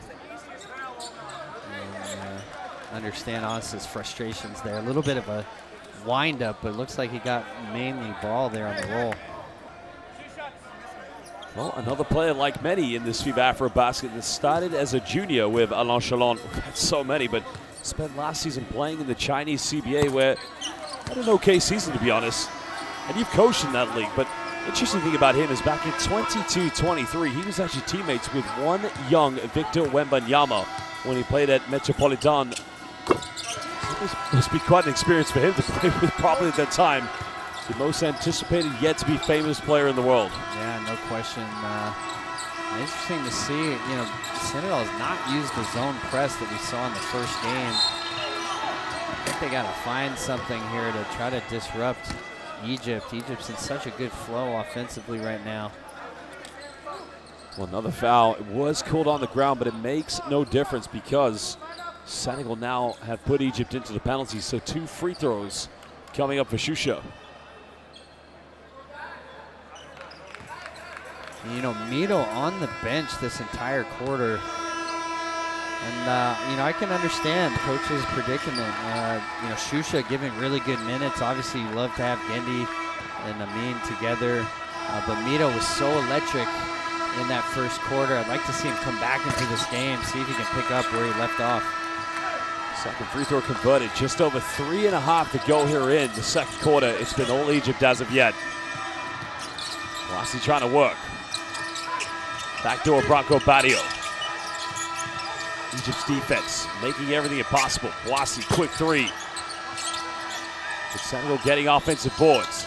Boissy tries again, both threes hitting the back. Third time lucky maybe, this time a little too short. The great hustle by Faye, coming up with another chance. And now Bronco Badio will try it. Well, 3 out of those 4 three-pointers, coach, on target. And you can see Desagana Diop, applauding the effort. You know, again, I mean, not terrible looks. Oh, you see Honest trying to have another highlight dunk, but I'd like to see Senegal attacking the rim more than what they are right now. Egypt crashing. And that's going to be another team foul, but it doesn't put them at the penalty. Going back to Honest. We saw him do the very much similar play, a curl around down the middle. It didn't even need to take a dribble. Well, I thought we were about to see another poster dunk here. See Jop getting bodied. Shusha just taking the foul there.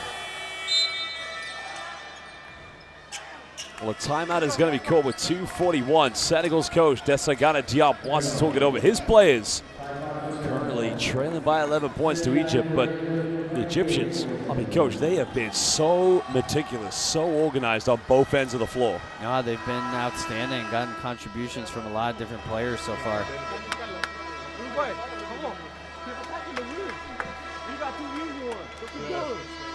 Come on, attack the rim. Come on, good. Down, we good. Stay together. Another half. Keep going. Stay. Keep it close. Keep it close. Keep it close. Next one's go next. Come on, Fabi, you too. Let's go, baby. We're not making no shots. Good shots though, right? Good shot, open shot. This is what we do. If we crash, we got 3 offensive rebounds, we keep missing, but I'm telling you, we're gonna make them, man. Just keep shooting with confidence. Don't never lose your confidence when you shoot it. Keep crashing defensively, like it's a little thing. They got offensive rebound here and there, you know what I'm saying? That we have the technical foul, they got 2 6. Jaja, you're gonna take it out. Amar, you here. Ibufe here, Branco, Mustafa, right? Amar, you're gonna come set the screen. Ibufe, just dive. If you have him, you hit him, right? If you don't have enough, Amar, come set a good screen right here, Branco. You coming to your left. Wide open, shoot the ball. Let's go. Hey, let's finish your quarter, right?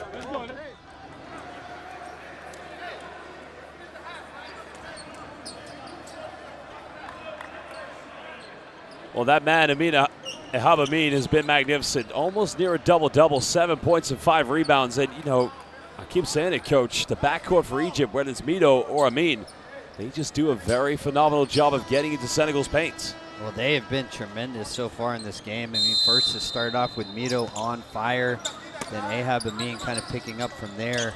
And, you know, curious to see, we haven't seen Mito back in the game yet. Badio another 3, this time gets it. Only the 3rd 3 of the game for Senegal. And Desagana Diop applauding his player for being relentless. Remember, Senegal, no more fouls to give, just like Egypt. Mendy getting around the screen. What a little teardrop, that time rolling out.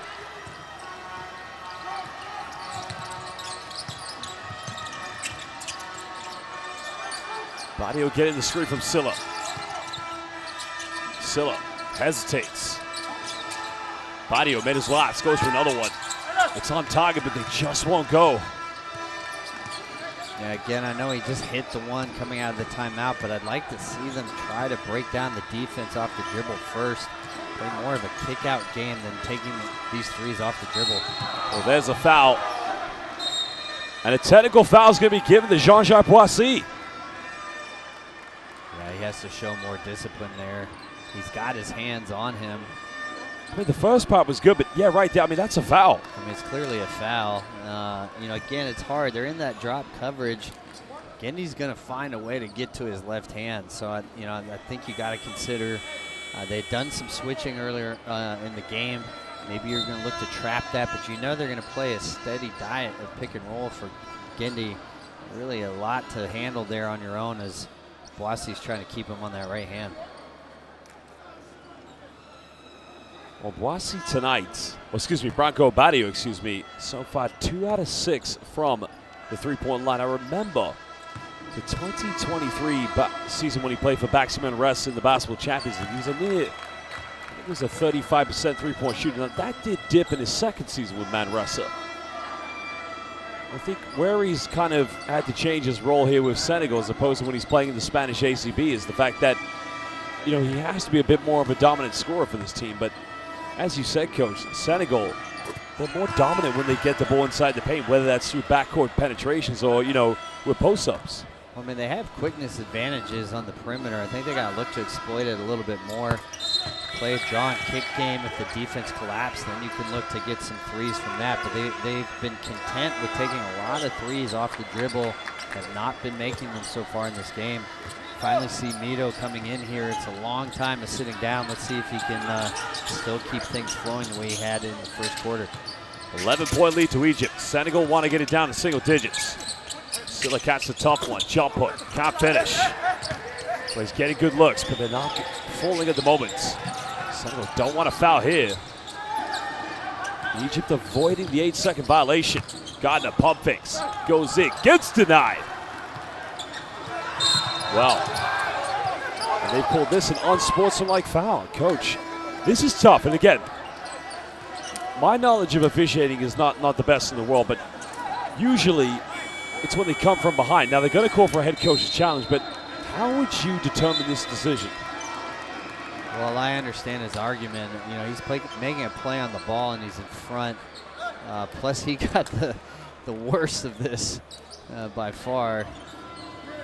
You know, I mean, it's not clear cut. It's definitely not something I would challenge as a head coach. I think I could see how this could go either way. I think he was really asking that the officials come and look at it rather than he use his own challenge on this play. And it's a tough one, but you look at that play and you think, was there a genuine attempt to play the ball? I mean, it's hard, right? You've got a big guy coming down the court, so Amin, you know, kind of getting steamrolled there as a result. But he's a smart player. And typically, he knows how to draw those fouls in a manner that it doesn't lead to the unsportsmanlike. Well, Faye just missing the second free throw, but as mentioned, Senegal will get it back, so a good chance for them to chip it down to single digits. They've got to find some momentum in this last 1 minute 18 to take into the halftime break.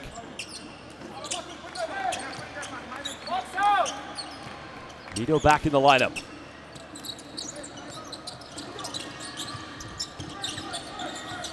Jop looking to attack. Senegal going for another three. It's just not going. Amin comes over the rebound.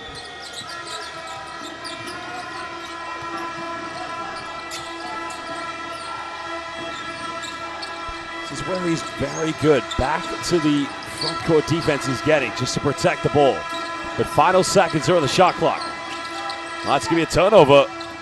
Senegal, if they go quickly, they can't get a 2 for 1. Wasi, bit of separation, mid-range. Nothing going, but another offensive rebound. Second chance points. This time, Senegal giving Egypt a taste of their own medicine. And coach, 9 seconds difference between game and shot clock. Nearly 10. That could be big for Senegal. Well, really nice job there from Jop cleaning that up. I know they're going for the 2 for 1 there. I didn't love the pull-up, though, from Wasi. Again, kind of settling for these jump shots off the dribble. But giving them an opportunity for a 2 for 1 here and ending this half with something positive. Well, let's go down and listen to what El Dakani has to say to his players. بشكل تاني ترجع لك وانت اوف بول مره اوف بول مره اوف بول ابتدينا نعمل تيرن اوفرز شويه. Don't give them their tempo. We need ball movement. فاضل كام ثانيه يا جماعه؟ حاجه 40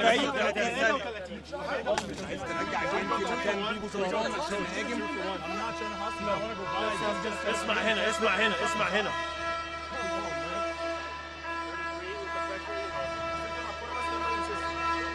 أنس Mido, yeah, Mido, you come here, and then we'll play like 40 when you receive the ball. أنس ماشي خلاص واحنا هنطلع normal. If they press break, just be patient. Mido, you will be the point guard like 40 with Anas. Ihab fake, you are going to take the screen, then move. Anas.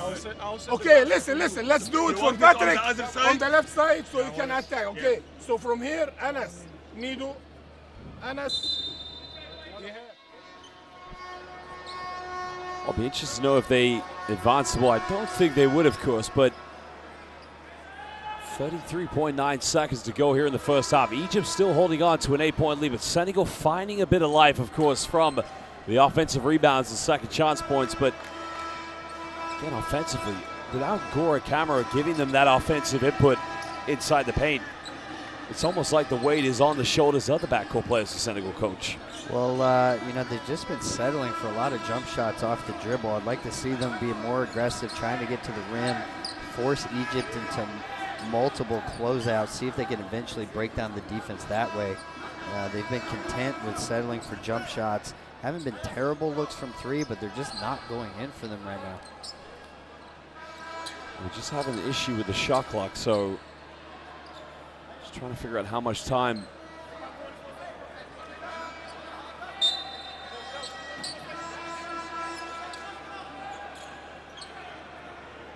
Well, fans, we just, looks like play is going to continue. The shot clock is back on, so actually 36.5 seconds left. Egypt now with the ball inbound. There's a bit of that pressure you see from Senegal that you mentioned, Coach. Yeah, first time we've seen the zone press for them is really effective in the first game. Well, Mito was their star player in the first quarter. Gardner looking to attack. Final seconds. Mito's got to make it happen. Goes between the legs. Stepped through, but didn't get it off in time. And that's great defense by Silla. Yeah, good stop there from Senegal. I like that they started that possession with the zone full court defense. I think it did a good job of throwing Egypt out of their rhythm offensively. Let's see if they can execute here in this half on a positive note with the 2-for-1. Coach Elder Kenny infuriated with that offense because now Mito's going to go to the bench. So with 11.4, Senegal will have the final shot of the first quarter. Fayos is subbing in. I like this from Desagana Diop, bringing in another perimeter shooter, Branco Barrio. Remember, Senegal have only made 3 3-pointers so far here in the first half. So Musa also coming back in. Well, Senegal with only 4. Oh, there we go. Finally getting their sub in on the court. Remember, Egypt, like Senegal, don't have any fouls to give. Kareem Mane playing primary point guard. Quick go screen set by Barrio. Boissy, corner 3, and wow, baby! Jean-Jacques Boissy with the final dime. And that's one way to end the first half. Jean-Jacques Boissy, it was a go screen by Barrio, but that is wow, baby! Yeah, go screen with what a lot of teams call a smash screen. So you've got the big trying to pin in. You're really trying to get the defense looking one way when you're trying to capitalize the other way. And Boissy finally knocks one down. That's only their 4th 3-point field goal made. They've attempted 19. But what that does, Coach, it just gives them a little bit of belief going into the halftime break. Now, I don't know if it was a 3-pointer or a 2-pointer because it's only a 2-point deficit. So, yeah, it is actually a 2-point attempt. They're 10 out of 20 from inside the rainbow. But you look at that, Egypt, 50% from downtown.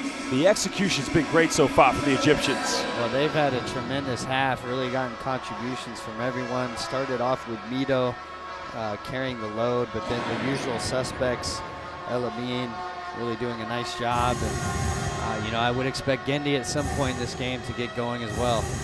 Well, Mito, the only player in double figures so far this evening, but let's take a look at the highlights from the first half.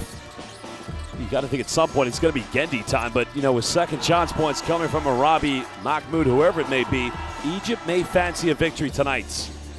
Well, you got to be disciplined. If you're going to block the shot, you're leaving your man for offensive rebound opportunities. So sometimes you're better served holding position, trying to rebound the miss. That was definitely the highlight of the game. Transition. That was poster showtime Senegalese basketball. Well, I don't know any human on the planet that would volunteer to take a charge in that play. Well, you feel bad for Musa. He's really kind of caught in the wrong place at the wrong time. Paji with the defensive recovery. It's going to be a block party from the Senegalese players, but it was the good build-up, the unselfish, sharing, caring moment, and in the end, an easy dunk for Diallo. Yeah, good drop-off there. I'd like to see more of that penetration, looking for drop-offs and kickouts. Shusha hitting 2 big threes for the Egyptians. Remember, they're 4 out of 8, 50% for downtown. It was the first three by Branco Barrio, the 3rd 3-pointer made by the Lions. But, Coach, 3 out of 19. It's been a tough night from the perimeter for Desagana Diop's players. Yeah, it really has. Sometimes it's just not your night, but you have to find other ways to score and win. So, I think they relied on the 3 a little bit too much. And you can see the referee signaling too there. He must have his foot on the line with that last play. Well, that was the final play by Jean-Jacques Boissy, and that is the end of the first half. We'll be back in just under 13 minutes. They're in for a showdown here tonight. Let's get this party started. Oh my goodness sakes, that's a throwdown. Goes in for the dunk. Good night. Too big, too strong, and just too good. Bogdanovic, who goes in and scores. Ah! This is what it's all about. It's all one big basketball family, folks.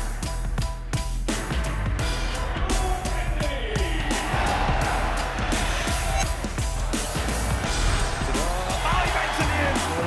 He is a magician. Winning time.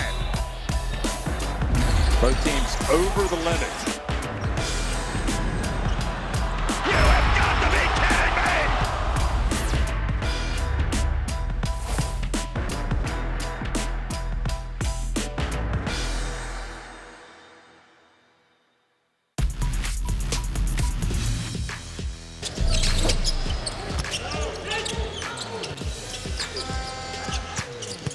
The drive in there is cleared out by Tavares. First block on the board.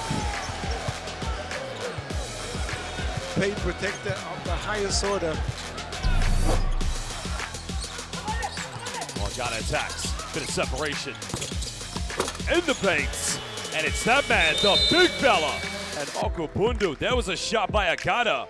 And he throws it down. There's a step back through. It's up, no good. Missy comes up with it. Missy going the leg to the floor, and look out below. My goodness. Coach, I just saw man fly in the sky. Well, that was full takeoff there for Missy. Larry. Watara sent back.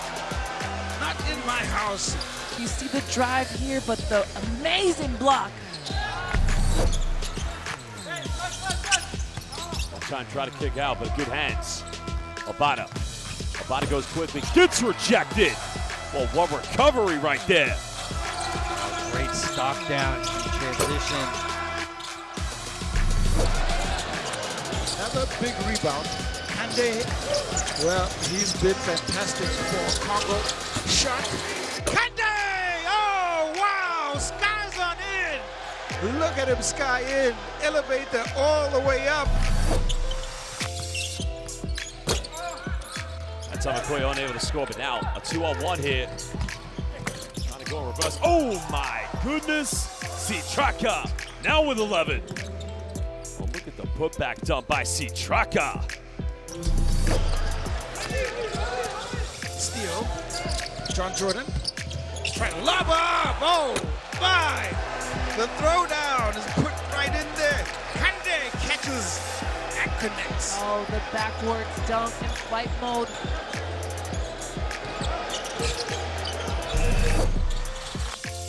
Giovanni looking for a kick out. Any bucket now will make it a single possession game, but the elevation by Missy. There's a block.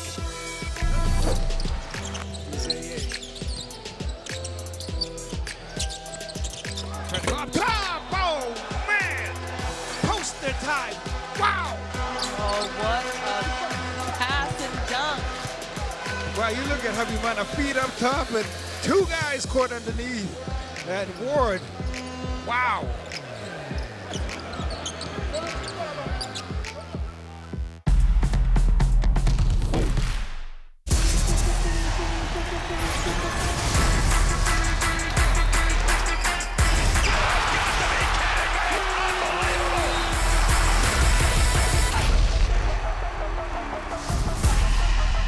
That is unbelievable. These guys will be legends in their own country, but also in the international basketball world forever.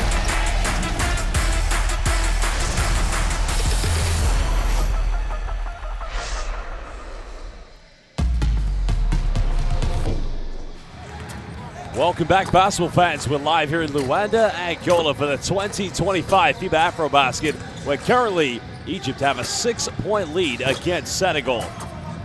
Josh Bett alongside former head coach of Angola and Nigeria, 2015 FIBA AfroBasket champion Will Voigt. And coach, well, we look at the top scorers, and Faye's had a good game so far, but key thing that you talked about in the first half, Senegal's got to get more buckets in the paints. Yeah, I think they have to find a way. Nothing really falling for them on the perimeter. They've got quickness advantages with their guards. I think look to penetrate and kick a little bit more, not settle for those early jump shots. Well, they are 3 out of 19 from the three-point line, and when you look at the post-interior defense of players like Arabi, Anas Mahmoud, one of your former players that you coached at Zamalek, I mean, that's a tough post-interior defense to go up against. Yeah, I mean, Faye's been excellent for Senegal right now. Like you said, not easy to finish over Anas like that, but they've got to find other players willing to put pressure on the rim. Well, the Egyptians, it's one man in right now. It's Mito, 11 points, the only player in double figures at the moment. And as you said very well in the first quarter, what he's got in the bag, I mean, he is a magician on the floor. He was magic there in the first quarter. Ended sitting the majority of that second quarter. And I can see why. I mean, the team was playing well without him, but really putting on a show there to start this game. Well, it was all in the first quarter. He was having his way inside the paint in the mid-range from the perimeter, but quite a few moments of frustration for him offensively. We saw Elder County take him out of the game when they called that timeout in their last play, but I think we can expect a lot more things from him in the second half. Well, let's hope he can pick up where he left off. I'm sure he's probably a little frustrated for the amount of time he had to sit there. And you see the killer crossover. He was clearly feeling good to start this game out. Well, the Egyptians, they have a 6-point lead, as mentioned. They've led by as many as 12, but you kind of feel what we saw from Senegal towards the end of the second quarter. I mean, one advantage they have is they're going to tower for offensive rebounds. They have a total of 22 tonight, 8 of those. And just imagine, if they're able to convert more of those offensive rebounds into second chance points, there's no reason to suggest that they can't win this game. Well, I think they've got to find ways to try to force turnovers, get the tempo going a little bit quicker. We saw them finally go to their full court zone pressure. That's something I'd like to see a little bit more out of them, see if they can disrupt Egypt. Well, these two teams won their opening games respectfully against both Mali and Uganda. Mali picked up their first victory today in which they converted 13 three-pointers against Uganda. The winner of this game, well, they'll go top of the group and, well, they'll book their tickets most likely, well, depending how the final games go, but a place in the quarterfinals is directly what one of these two teams wants. Well, it's definitely a big game for both teams. I'm sure they're aware of that. And let's see how Senegal responds coming out of the half. Ibrahim Afei, as we mentioned, leading the way so far here for the Lions. Senegal, like Egypt, 5-time champions of the FIBA AfroBasket. But it's been a very long time for the Senegalese Lions. 1997, nearly 30 years ago, 28 to be exact. But in Kigali, Rwanda, they left with the bronze medal. But those aren't the expectations that these Senegalese players and the fans set for themselves. Well, I mean, everything kind of went their way that first game. Let's see how they respond to a little bit of adversity. Egypt with the excellent start, putting a lot of pressure on them. Well, talking about long time, the Egyptians, it's been even longer for that. I mean, the last time they won the gold here in the FIBA AfroBasket was 1983. Of course, the last time they did stand on the podium is when they came second place in 2013. So a long time for both these two basketball powerhouses, not only within the AfroBasket, but also respectfully within the FIBA International World of Hoops. Yeah, no question. Both teams trying to make that podium here, feeling like they've got an excellent chance with the rosters that they come to. Of course, many fans will have known that you were the coach of Angola, you were a FIBA AfroBasket champion, but in your battles against both Egypt and Senegal, how would you summarize those great matchups, whether it was with Angola or Nigeria, when you went up against these two teams? Well, very different styles of play. So, with Egypt, you've got to find ways to pressure them. They want to execute their offense. You've got to be aggressive with them out on the perimeter, especially. In Senegal's case, it's kind of the opposite. You don't want to feed into their up-tempo game. You got to be really disciplined with your shot selection.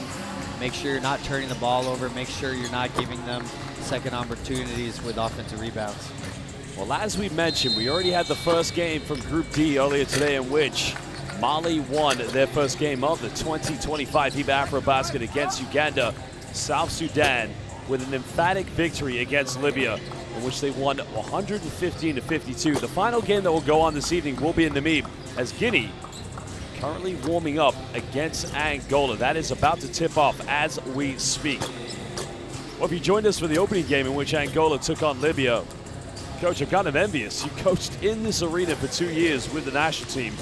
That atmosphere, I mean, it's like nothing else you've ever seen in the international world of hoops. No, it's really special. You know, you saw it on display there. The long delay with the shot clock issues, nothing really quieting that crowd down. So if Angola is able to reach the quarterfinals and beyond, you can expect even more electricity here in this building. Well, the players now will go to their benches 2 minutes away from returning. And again, basketball fans, make sure you use that QR code and download Courtside 1891. Scan the QR code and get Courtside 1891 so that you can get all of the best live streams and highlights from FIBA competitions, and also catch up on the warm-up games for the 2025 FIBA EuroBasket. Courtside 1891, download it today.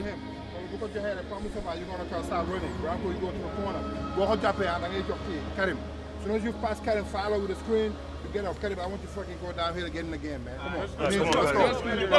Senegal, come on, baby, let's go. Go. Vamos a falar. Eu ganhei já lá, quando você tudo aí da frente.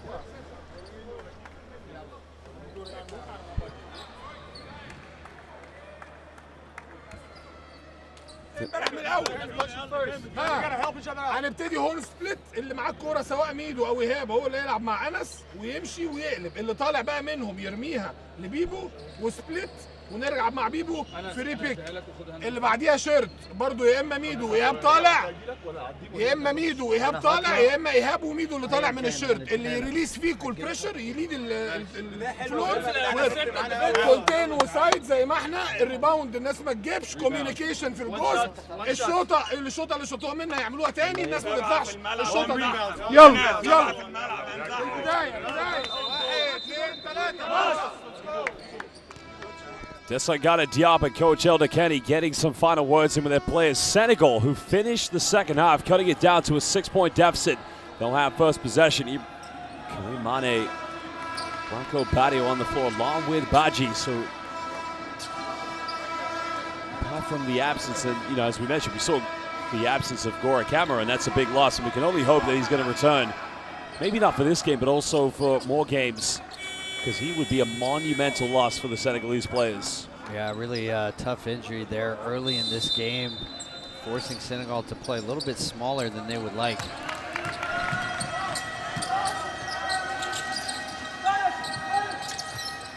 Monty coming off one screen. Now looking to attack, cutting it down, getting the ab one. Well, you called it, Coach. Points in the paint, go at the post interior defense.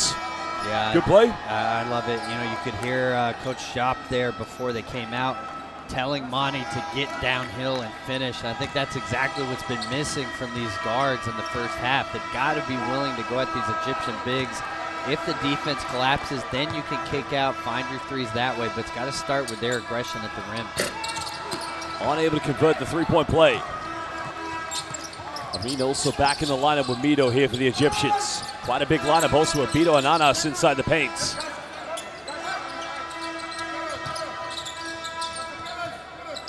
Anas finding Mido on the handoff. Again, time winding down. Here we go. Well, that's going to be a foul. Is that a stack screen on that play, or was that just a regular handoff and pick and roll? No, he just slipped out of it. Really good timing there, and that would have been a highlight dunk had he not gotten fouled.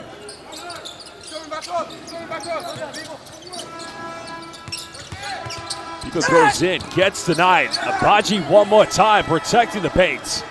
And now Senegal. Badio pump fakes. He's made 1 3. Abaji coming in offensive rebound. Can't finish. Second chance points. And the foul is going to be against Egypt, I believe. Oh no, it's going to be against Senegal. Well, again, you know, not a terrible shot from Badio, but I'd like to see him force the issue at the rim. I think, you know, the way they started this game, Mane really putting his head down, putting pressure on those bigs. That's got to be the approach for them. High pick and roll again with Anas Mahmoud and Mito. Finds Amin. Wow, they've called an offensive foul on Anas Mahmoud. I'd have to see that. In live play, I didn't really see anything there. Until we see the replay, it did kind of look like it was going to be called against Senegal, but let's have a look here. Watch Mahmoud.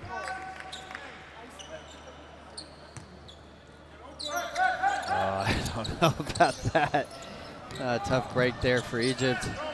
Looks like he just fell. 2-possession ball game. Badio finds Diop, and that's going to be a traveling violation. And he doesn't need any of that. He just needs to catch and go. Quick decisions. The side-to-side stuff is not necessary. Get Egypt in a closeout game.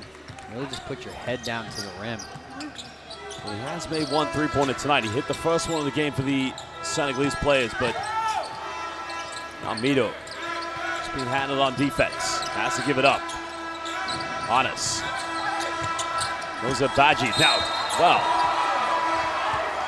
I wonder if Desagana Diop is going to call for head coach's challenge, because, Coach, I'll be honest with you, at first glance, and I could be wrong, it did look like he met him at the summit, but I could be wrong. No, I'm with you. We'll see it here. Oh, yeah, that's definitely a clean block. Tough call there. Well, play will continue. Tell you what, though, hell of a rejection either way, but. Yeah, no question. And that's what you need right there. Nice take by Badio. And again, Coach, maybe they're hearing what you're saying. Well, I love it. Just relentlessly attacking the rim. Make them stop you there first. These guards are really dynamic off the dribble. Well, Mito, quick three. He's gone 1 for 3 from the perimeter since making that opening one. Senegal looking to cut it down to a one-possession ball game. Badio fires three. Got it! And now it's a one-point ball game.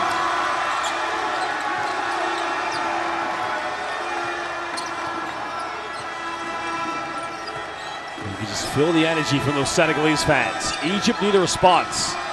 Well, no. Pulling the screen of Mito, extending it back to a 4-point ball game. Wow, what a big answer there from Mito. A huge shot. I was a little surprised that Coach El Cardani did not take a timeout after the three. Monty kicks that. Oh, he turns it over. Meat comes at it. Now wants to go right at Badio. Goes in, finishes. Tough play by Amin.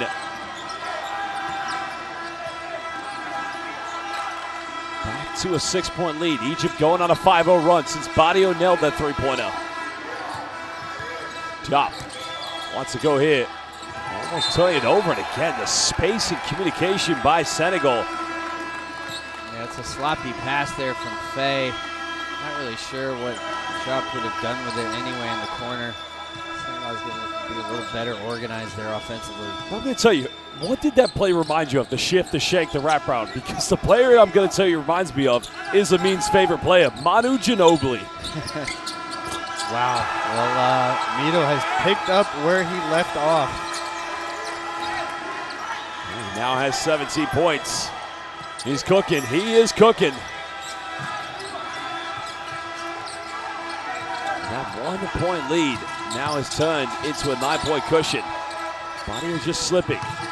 Faye twisting, going in. And that time the goaltending is going to be called against Anas.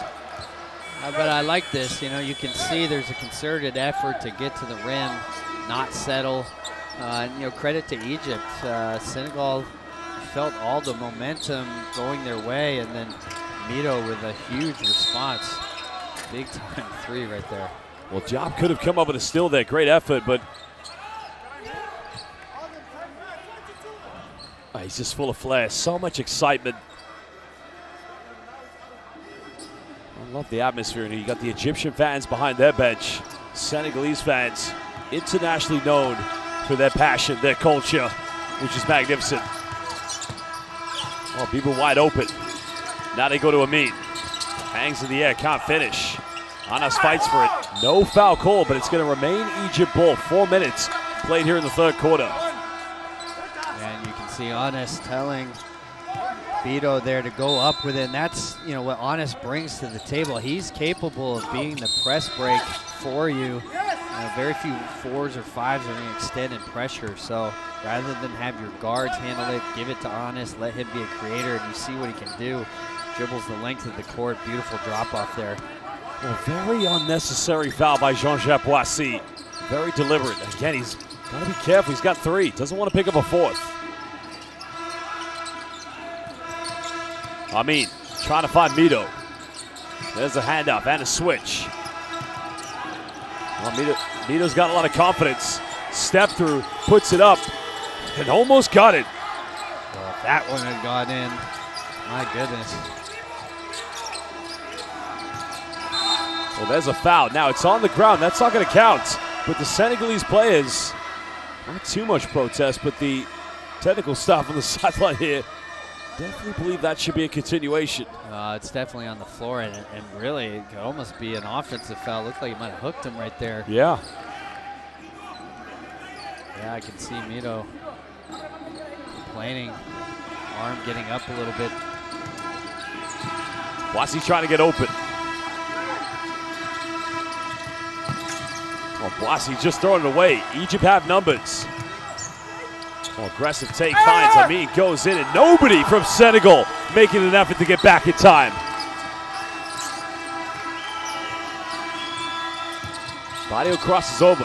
Nice step through, but just cannot finish. But coach, it's the point guard, the shooting guard, the combo. Here we go with Anas. I was about to say Amin preventing offensive rebounds. Badio goes in, throws it down. Bit of contact, but no and one given. Well, that is a powerful finish. Now you can see Coach Job picking up the technical here. I can understand his frustration. Looked like there was definitely contact there. Not a great time, though, to get the technical as you're trying to fight your way back into this game. Well, Badio cut it down to 7 points, but Egypt now will get a free throw due to the technical foul. And I agree with you. Desagana Job probably has a case there, but you don't want to send Egypt to the free throw line, especially when you're chasing the game, but Amin unable to make the free throw.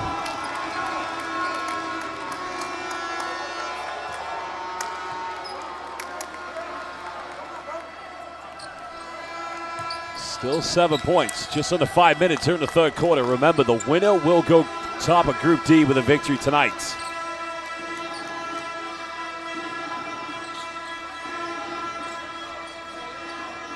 Senegal don't have any fouls to give, but that play by Branco Badio just gives them a little bit of belief.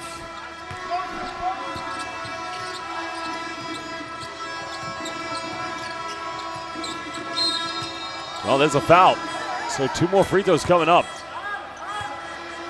Well, I don't love that. I think there's still a foul to give before the shooting, but the officials, I mean, trying to get control of things, but, you know, pretty incidental contact. They've been letting that go all game.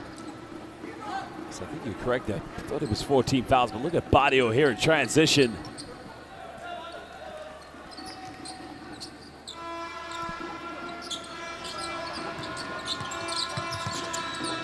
Well, Amin kicking out. Well, he made his opening 3 of the tournament. At this one going in and out. Anas unable to finish. Senegal survive.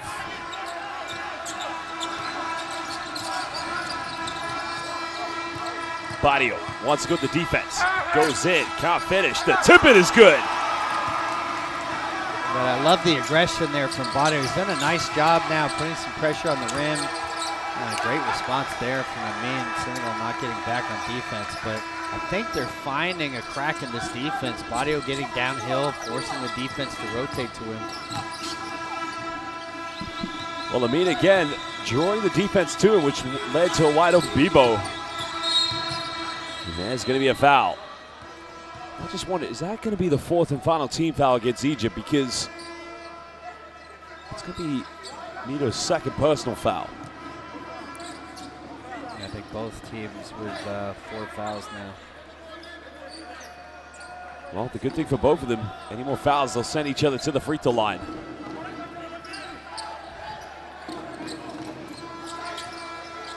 Things working smoothly here with Badio as the primary point guard.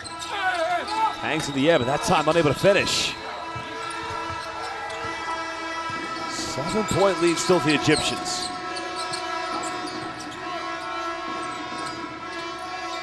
And here comes that high pick and roll. Here's where the Egyptians have had some success. Vito crosses over. Look out below. No, finds Bibo. Wide open. 3, takes it, and potentially could have been a 4-point play. That's a great kick out there from Anis. That's what he can bring in that short roll. Great vision for a big.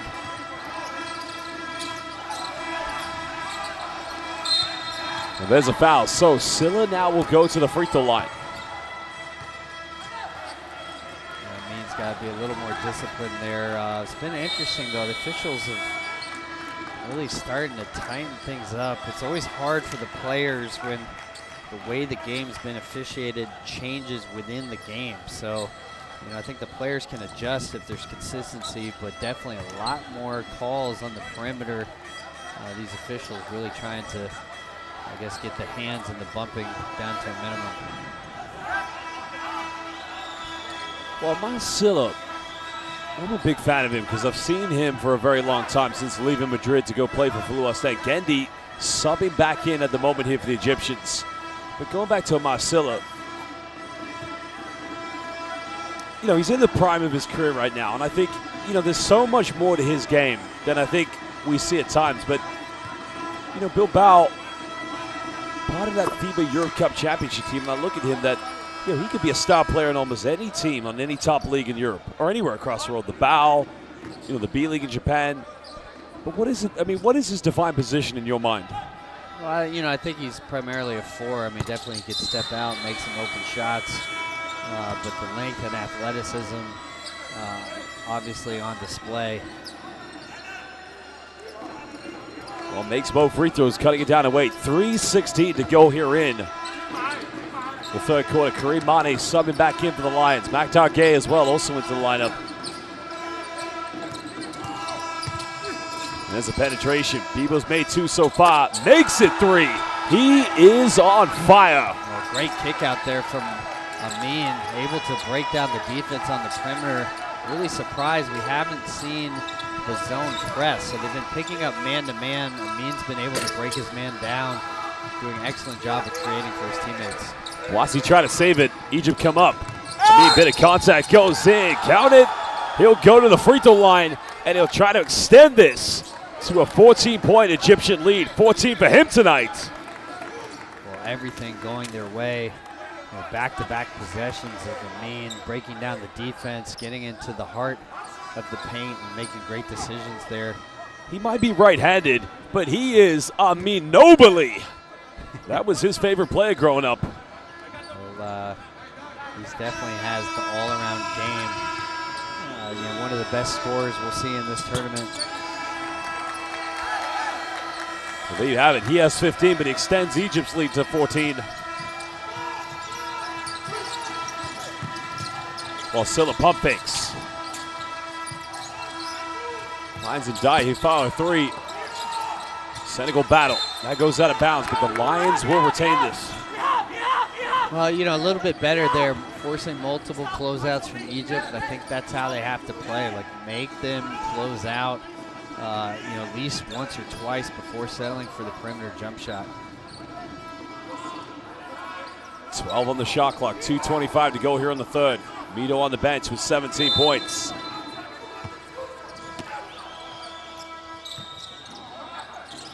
Senegal quite static there on the inbound, but they get it inbound. Mane attacks, goes in. Well, case in point, listen to Coach Will Voigt. Well, I just think they have such a quickness advantage out there. It doesn't mean they have to finish it, but just getting downhill is going to force Egypt's defense into some rotation. I think they found some good things, and well, that looked like a tough call. It looked like that was off of Gendy's foot there. Well, the officials now are just going to have a discussion. So, I wonder if a change is going to be made, because it was made by the baseline official. We'll see if any change is going to happen. Yep, change. Senegal will get it back. I think that's the right call. Let's see on this replay. That's come off his foot, yeah. Yeah, it definitely came off his foot there. Unforced error from Giddy. Just for Senegal, you want to get it back down to single digits. Going into that fourth and final quarter, that final 10 minutes. You want to get straight to the quarterfinals at the end of group play. Okay, getting a hand up. There's a takedown the middle. Again, just unable to finish, but it was right there for Ndiaye. Yeah, it's a great take. Ousmane Ndiaye really known more as a perimeter shooter, but moved the ball side to side. He's able to get downhill, just couldn't finish the easy one. Kendi attacks, tries a dish, in the end turns it over. Senegal don't have numbers, but they want to get something. Pick and roll with the Silla. Wasi bumps, no foul given. It's a 2-on-3, but Amin's going to try to slow this down for the Egyptians. Well, the intent is right, but Wasi then, once the defense collapses, he has to find kickouts to the perimeter players. So I think there's been a couple of times where the Senegalese guards forcing shots into bigs. Well, Amin going from downtown. Honest towering for the offensive rebound, but now caught in the triple team from Senegal. Now we're under a minute. Eagle hasn't made anything but a three-pointer tonight. And that time I think the foul's going to be called on Silla, yep. And unfortunately for Senegal, that's going to send Anas Mahmoud to the free throw line. But this is good for Egypt. Build on that lead. Oh, great job from Anas, attacking the offensive boards, keeping it alive. A really great effort there. Bebo going to the bench, so is Amin. So Mito and Devontae Gardner coming back into the lineup for the Pharaohs.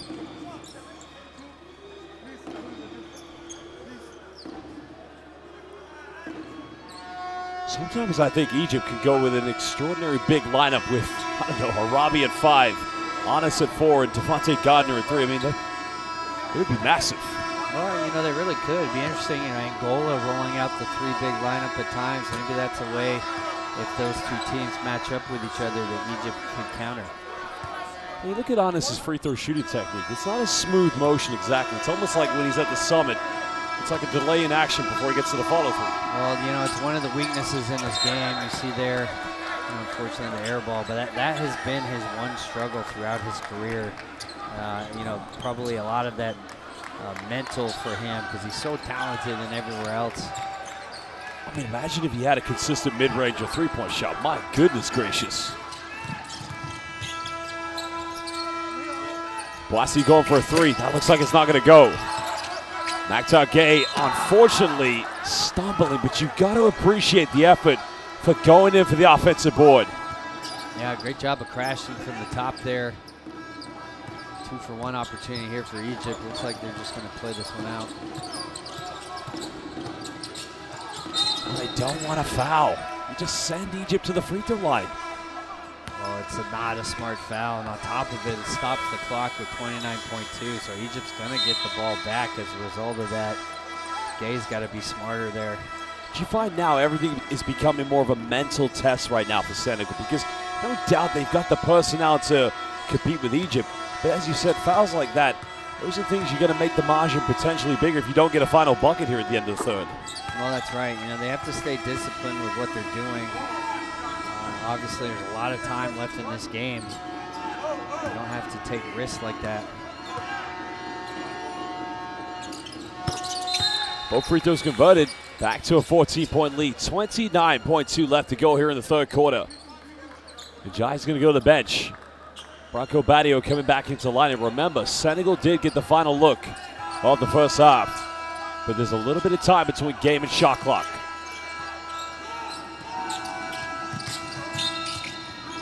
Well, there's a foul that will send Mani to the free throw line. It's only going to be the first foul against Gendi. Good job here from Mani, and you can see when these guards are aggressive downhill, it's been really difficult for the primary defender of Egypt to stay in front. Now the next test for them, once they get by that first defender, making the correct decision when the Egyptian bigs rotate over. Well, Kareem Mani currently at the free throw line for the Lions. First one good. Both teams definitely have had their struggles tonight from the charity stripe.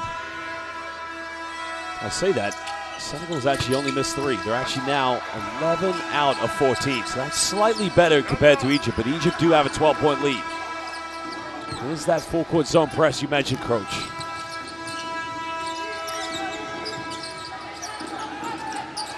Gendy winding down for the final shot. Boissy trying to remain principled. The ghost action there from Mito. Well, Gendy's got 1 second in and around going in. And that's help. Well, that's legal, but that will do the end of the third quarter. Egypt still lead. They have a 12-point cushion. The winner of this game will go top of Group D, and that defensive play, well, that could be a big difference, Coach, come the end of this game. Yeah, really smart play there from Silla to know he could knock it off there. Gendy with the great step through. You thought for sure that was going to end up as 2 points. Well, there you have it, just tipping it out outside the cylinder. But Gendy's one of those players. You can almost see Jeff Goldblum saying that he finds a way to get around you and to get that little teardrop in the left hand. But you know, Senegal, a lot to think about going into this final quarter. And, you know, as you mentioned, one positive for them, they have been better from the free throw line. But I think Coach Desagana Diab would probably be a little bit disappointed that they are being out-rebounded by Egypt now. Well, you know, they haven't really been able to sustain much of anything. So, you know, the guard's a little more aggressive, but the decision-making needs to be better. Well, here are some of the top highlights of the third quarter. The Senegalese players taking Coach Will Voigt's advice at parts in the third by attacking the paint and getting to the bucket because, as we mentioned, at the end of the first half, they were 3 out of 19 from the perimeter. There was 1 3-pointer made by Branco Barrio, but as you said, Coach, their strength, their bread and butter is slashing at the bucket from the perimeter. Yeah, I mean, I think it has to start with that and then make the reads. See what's there for you, not force anything. You'll get those open look threes because the Egyptian defense is going to have to rotate. And, you know, again, you see Mito here picking up where he left off. Some really big baskets when Senegal seemed like they had grabbed a little bit of momentum. Well, Mito has been the man with the hot hands. Senegal, if they continue finding that consistency by getting to the rack, it could change. The Egyptian fans, well, they're loving everything at the moment. The Senegalese fans kind of feel a little bit of anxiety, but that hasn't taken anything away from their support. Well, Basel fans, make sure you use that QR code and download Courtside 1891. Download Courtside 1891 today so you can get live streams and extended highlights of FIBA basketball and also catch up on the warm-up games for the 2025 FIBA AfroBasket. Final 10 minutes. Egypt hanging on to a 12-point lead, but you know something big is going to be coming from Senegal. Well, let's see how they respond here. Looks like they're in a 2-3 zone. First time we've seen that this game. Devontae Gardner flashing high post, now going to the perimeter. We've seen zones been displayed and have quite effect on many teams so far here in the AfroBasket. Barrio crosses over. Nowhere to go, finds Jean-Jacques Boissy. Well, there's a teardrop. No, it wasn't. It was a lob. And Big Baji with a finish. Well, that's a great play from Boissy, and you can see that when these guards are getting downhill, they're able to create shots. Looks like they're going back to this 2-3 zone. Well, there's a rejection by Faye, and it almost looked like it was great execution against the 2-3. Barrio, another 3. He's made 2, now make it 3. Branco leading Senegal with a 5-0 run. First it started with Boissy to the big man Baji. And now Erdekani calling timeout because that 12-point lead has been cut down to 7. Well, here was the first play. I thought this was a teardrop, Coach.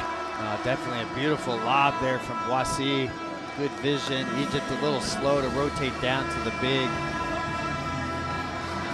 Well, anything can happen. Plenty of time. Less than a minute's been played. But, you know, Erdekani, good time to call a timeout because now you sense the Senegalese fans. Emotionally, they've got back into this one.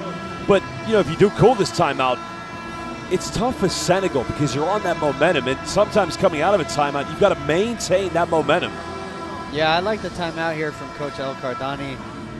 You know, you've got to hang on to this lead throughout the quarter. You know, there's no reason. I know some coaches want to hang on to their timeouts for the end of the game. I think they've done well to build this lead, and you know, for sure Senegal is going to make a run. You just got to hang on as best you can. As you say, try to get this crowd not too hyped up.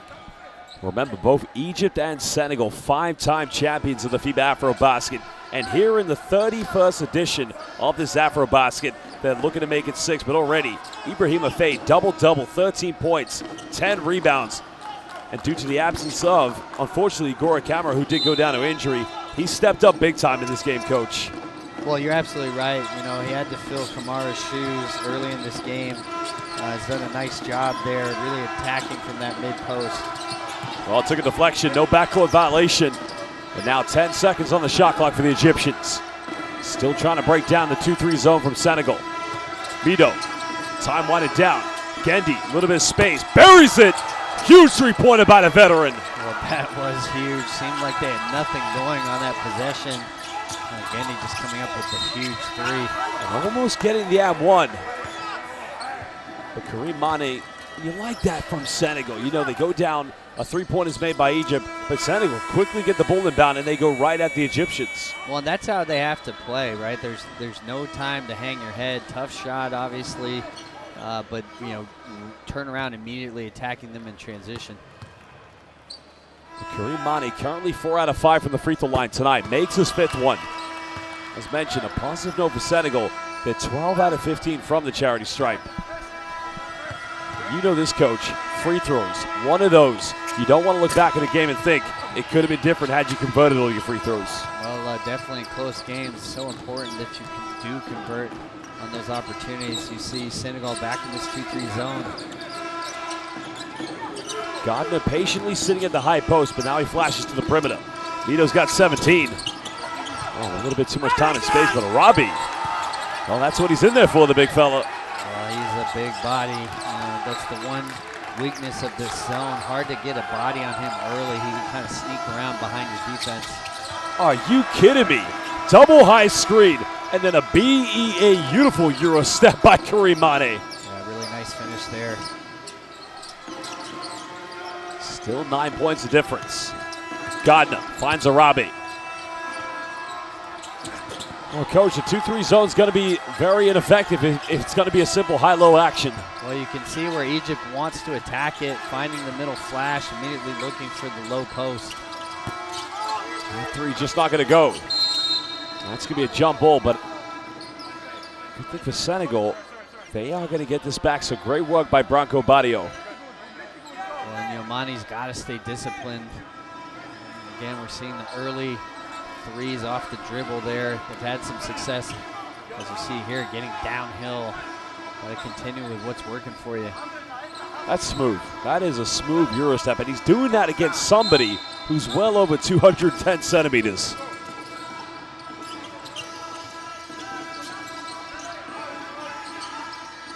Now we're under 10. Badio being heavily defended.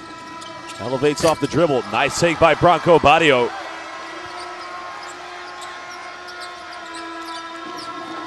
Well, he's played like this many times in the ACB. But now he's got to do it for his national team. Now he's got to lead this team back into play. And you see Senegal going to the man now. Well, nice flash to the high post by Gardner, but that time unable to convert the fadeaway. Mane. That time a foul's going to be given, so Faye will go to the free throw line. Much better by the Senegalese players. Yeah, really good drop off there. Mane getting downhill, finding the big. I think, you know, this has got to be a steady diet for the last 7 minutes. Start with something up top. You saw a good drag screen there to free him up, but get these guards going downhill. See how Egypt reacts to that. If you need to kick it out, fine, and those could be your threes, but, you know, I think Senegal is better served attacking the rim than pulling up off the dribble. On his back move, that means subbing back in for the Egyptians. And Ibrahim Afei currently at the free throw line. It's 4 out of 5 tonight from the free throw line. Just to mention his double-double now, 14 points and 10 rebounds. Converts them both, cutting it down to 7 points. Senegal not out of it.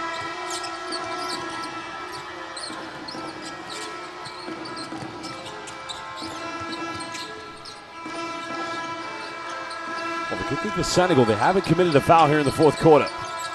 Because they have been getting Egypt into the penalty very quickly. Gendy goes in. Gendy missing. Well, usually he knocks those down. It looked like there was a lot of contact there. And that's going to be Egypt's third team foul, Coach. Yeah, I can see why Gendy's frustrated. I think he definitely was hit from behind. Odekani just instructing his players to stick to their game plan. Hold on to this.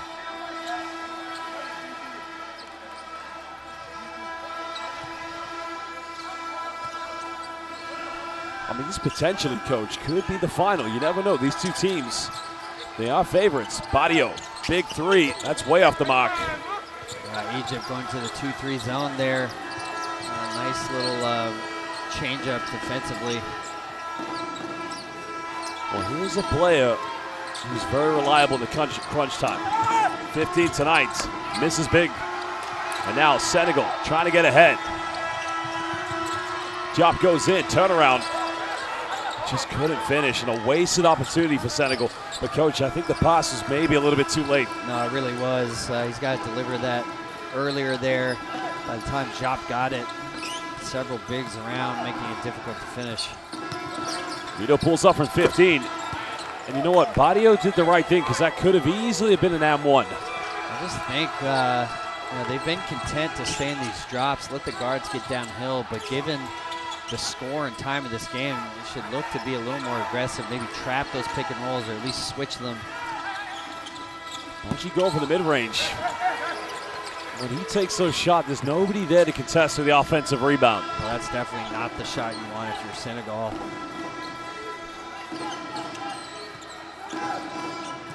Patient play by the Egyptians. Vito, 17 points, step back, huge three-pointer, and forcing Desagana Diop to call timeout.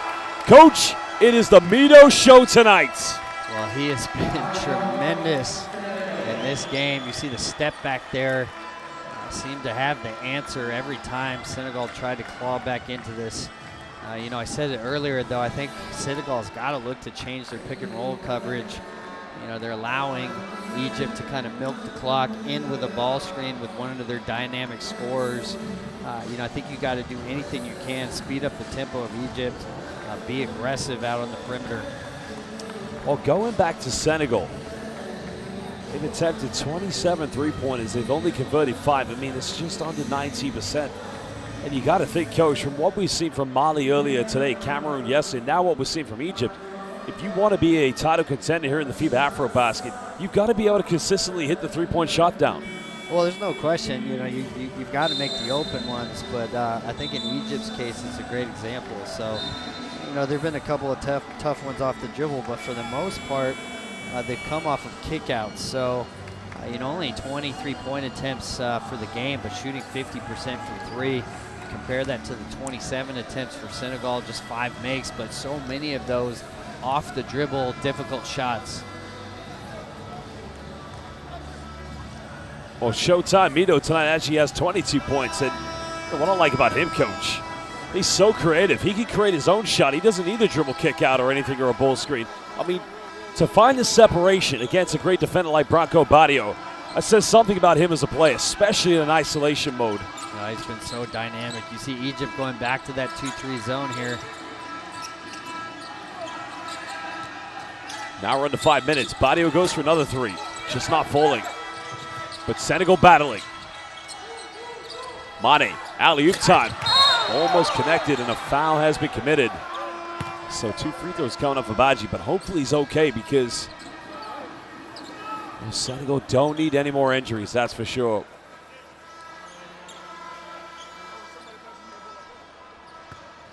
Second foul against Gendy.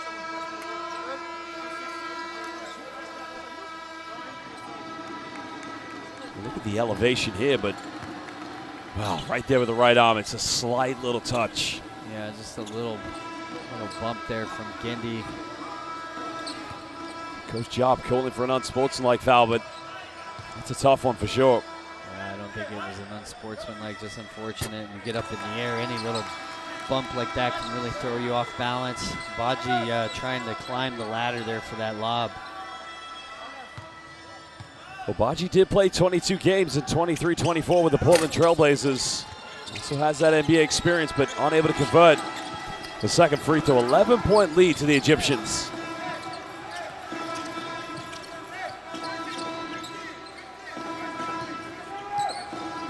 Gandy just trying to wind down. Going for that ball screen. Amito.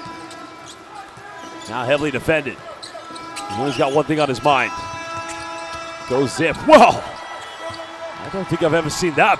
Incredible defense by Baji. Wow, he just catches the shot of Mito there. Unbelievable play. No foul given. And Egypt happy to slow this one down.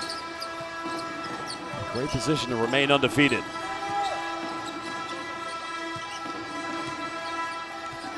It's now under 4 minutes. Amit, time space for 15, and now sinks it. Now it's a 13-point lead with under 4 minutes. A big shot there from Amin, and that's what he does when it gets to crunch time. Ready to deliver. You see Egypt staying in the 2-3. Well, there's a kick out. Mani got to make this one, but it's not going to go, and it'll go out of bounds. And I don't know what else you're supposed to do there. I mean, that's good execution inside. Then a kick out. It's a wide open three, but Coach, I feel for these Senegalese players because it's not that they're playing bad basketball. They get good looks.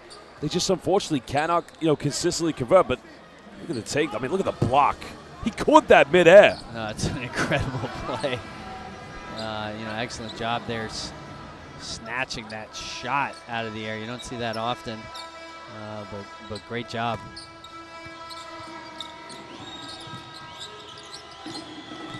Well, as I said with Senegal, the good thing for them is they do have fouls to give, so defensively, they can take some gambles. But Gandy hangs and finally gets his way. He's had a tough night, but now extending it to a 15-point lead.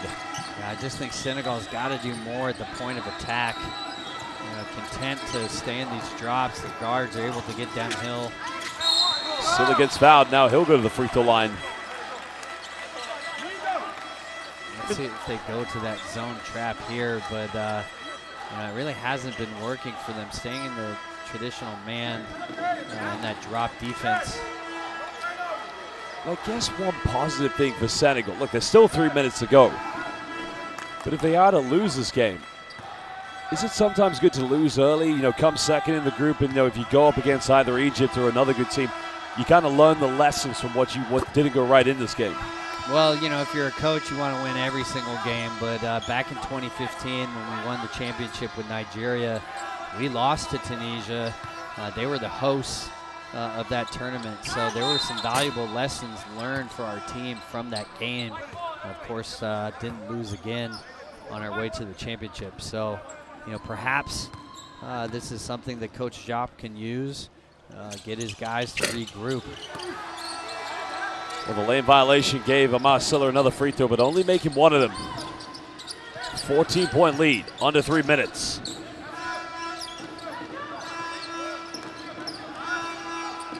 Senegal look like they're going into a man-to-man matchup. Amin, step back, quick three. Huge rebound by Giannis, and the putback is good. Second shots points, building that cushion. Just a little disorganized there. They started zone, matched up man. Went to a switch, but miscommunication there. Wide open roll for the big. Wasi kicks out, Diop wide open, contested. Falling into the hands of Anis. And now Amin wants to run, but nobody with him. Senegal making every effort to get back. And Egypt, well, quite happy to dribble time off. When they're going to want to get a middle pick and roll here. Well, Gandy gets his pocket picked. Nobody followed up. Mito, teardrop. They hit the rim, and Egypt come up with it. You can just feel the frustration from the Senegalese players. You can feel the excitement from the Egyptian players. Gandy going for a... That's going to remain Egypt. Gandy had to take that one because the shot clock was winding down, but he usually takes that shot inside the paint. I've never seen him take that from 19. And you can see Anis with a cut across his face there as he went for that offensive rebound. Really tough possession there for Senegal, giving up these offensive rebounds. Arabi coming back into the lineup And I think he's had a great game tonight, coming in as a backup center. Well, Senegal going to their coach, but Egypt have to inbound it.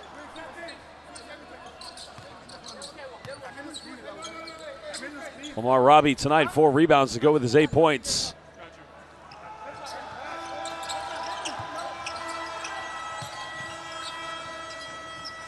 Like I said, it's been times what could have been an exciting game. Senegal did get it back to a 1-point deficit. Gardner, 3, corner takes it. And Boissy now comes up with it. Boissy goes right at the defense, bit of contact, and he'll go to the free throw line. A tough finish there from Boissy. And, you know, that's the transition game that's really been missing for Senegal. That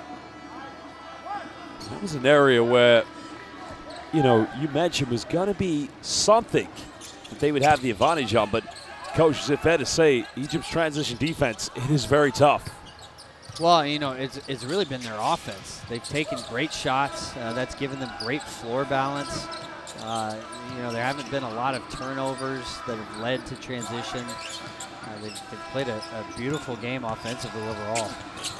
Well, Lamine has his way, gets to the bucket, and he's had a terrific game tonight. He is simply dominated, as now indeed he does have 19 points, 11 rebounds, and 4 assists. Boissy knocks this one down.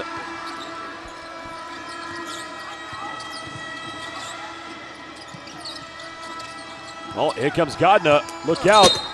The Egyptians asking for an unsportsmanlike foul. Coach, might be a case there when he had the initial penetration. Well, I think it should be. The defender's clearly fouling him from behind. That's how, you know, players potentially can be hurt. I think they should look at it. You can see Egypt wanting them to go to the monitor, and they should here in the final minute. This is something they can look at. Well, that's Ibrahim Afei's third personal foul, but he was actually originally on the penetration. You kind of saw a tug of the jersey, but I think the referee's just kind of happy. Well, they are going to discuss now, so maybe indeed they will go to the monitor.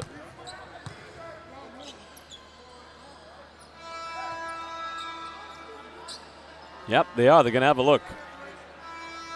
Well, this Diallo did have a dunk earlier in the first half of that beautiful build-up. Probably the most unselfish play we've seen so far here in the AfroBasket, but we'll find out what the officials are going to determine when they have a look at the replay.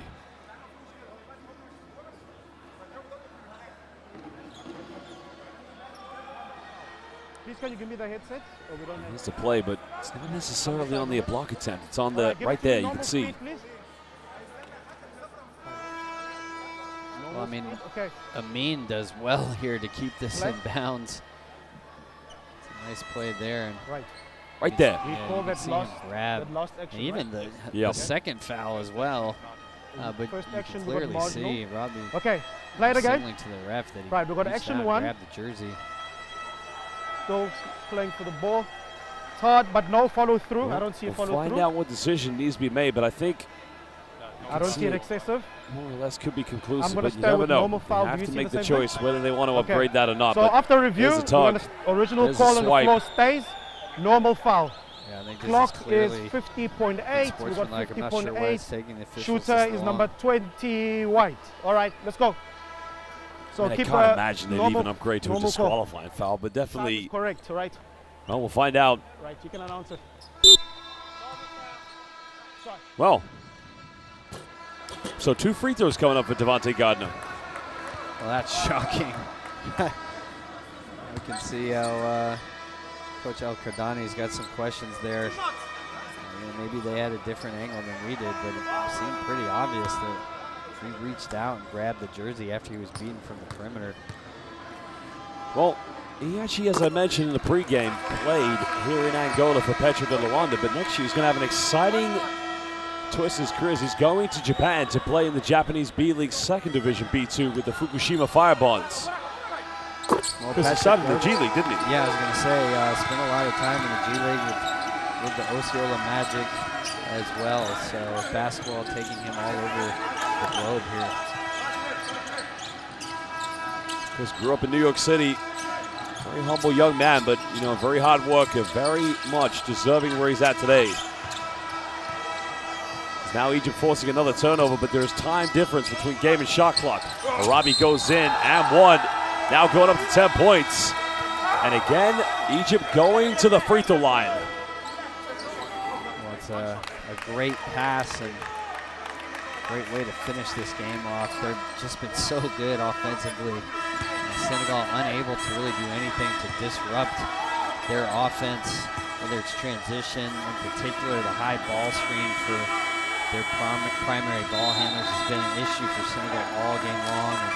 And you see the joy on the Egyptian bench right now. They've got to feel good about this win. You look over here, seeing the disappointment on Boissie's face. Senegal knows they could have performed better.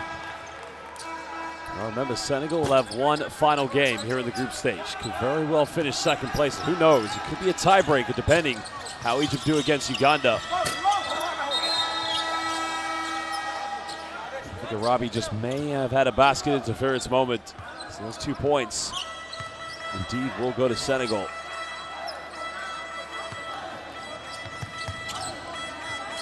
$14-point lead. Egypt made sure they got the last bucket against Mali. Every possession, every point matters. I think Gendy is just asking a question. No, he's going to show the sportsmanship.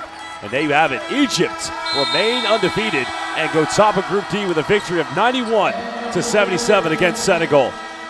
Well, it was the Mido show, but it was also the Ahab Amin show at 19 points. Both players combined total of 41 this evening. Remember, Ahab Amin finished with a double-double of 19 and 11. 5 assists away from a potential triple-double. Egyptian basketball, you've got to love it, Coach. Well, that's a big win there. They've got to be happy with the performance of their backcourt. Both of those players spectacular. Early on it was Mido. Over the course of the game, Ahab Amin doing his thing. But both of those guys really never rattled by the Senegalese defense. Excellent job leading their teams. Well, 35 points combined between Ibrahim Afei and Branco Badio. Badio finished top scorer tonight with 18 for the Senegalese players, but great game for Ibrahim Afei. I mean, he had a double-double of 17 and 10 rebounds, but for Senegal, 14 turnovers is one too many for them. And I look at them, Coach, they're a good team, but with their lack of three-point shooting consistency, that is the one question. But that could change as this tournament progresses. Well, 6 for 31 from 3 for the game. Obviously, that was one of their big struggles. But I think defensively is where the disappointment also has to lie. So 91 points from this Egyptian team. They never really found anything that disrupted them. We saw the zone a little bit, but they've got to figure that out as they move forward, especially if Kamara is out for a while with that ankle injury.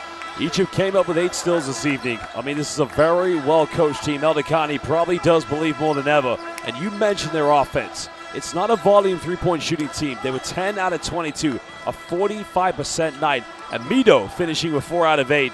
You got to fancy, they could very well be a team that makes it to the final. But as you said, Coach, of all the FIBA continental competitions, the AfroBasket, so balanced and so competitive. Well, it's such a game of styles, and each matchup presents unique problems for both teams. In this case, it's the offensive execution winning out over the athleticism of Senegal. So, credit to Egypt. They really did a great job running their offense, never got rattled, took great shots. Obviously there was some tremendous individual play from Mido, but overall that's a great team win. And you saw the rebound count.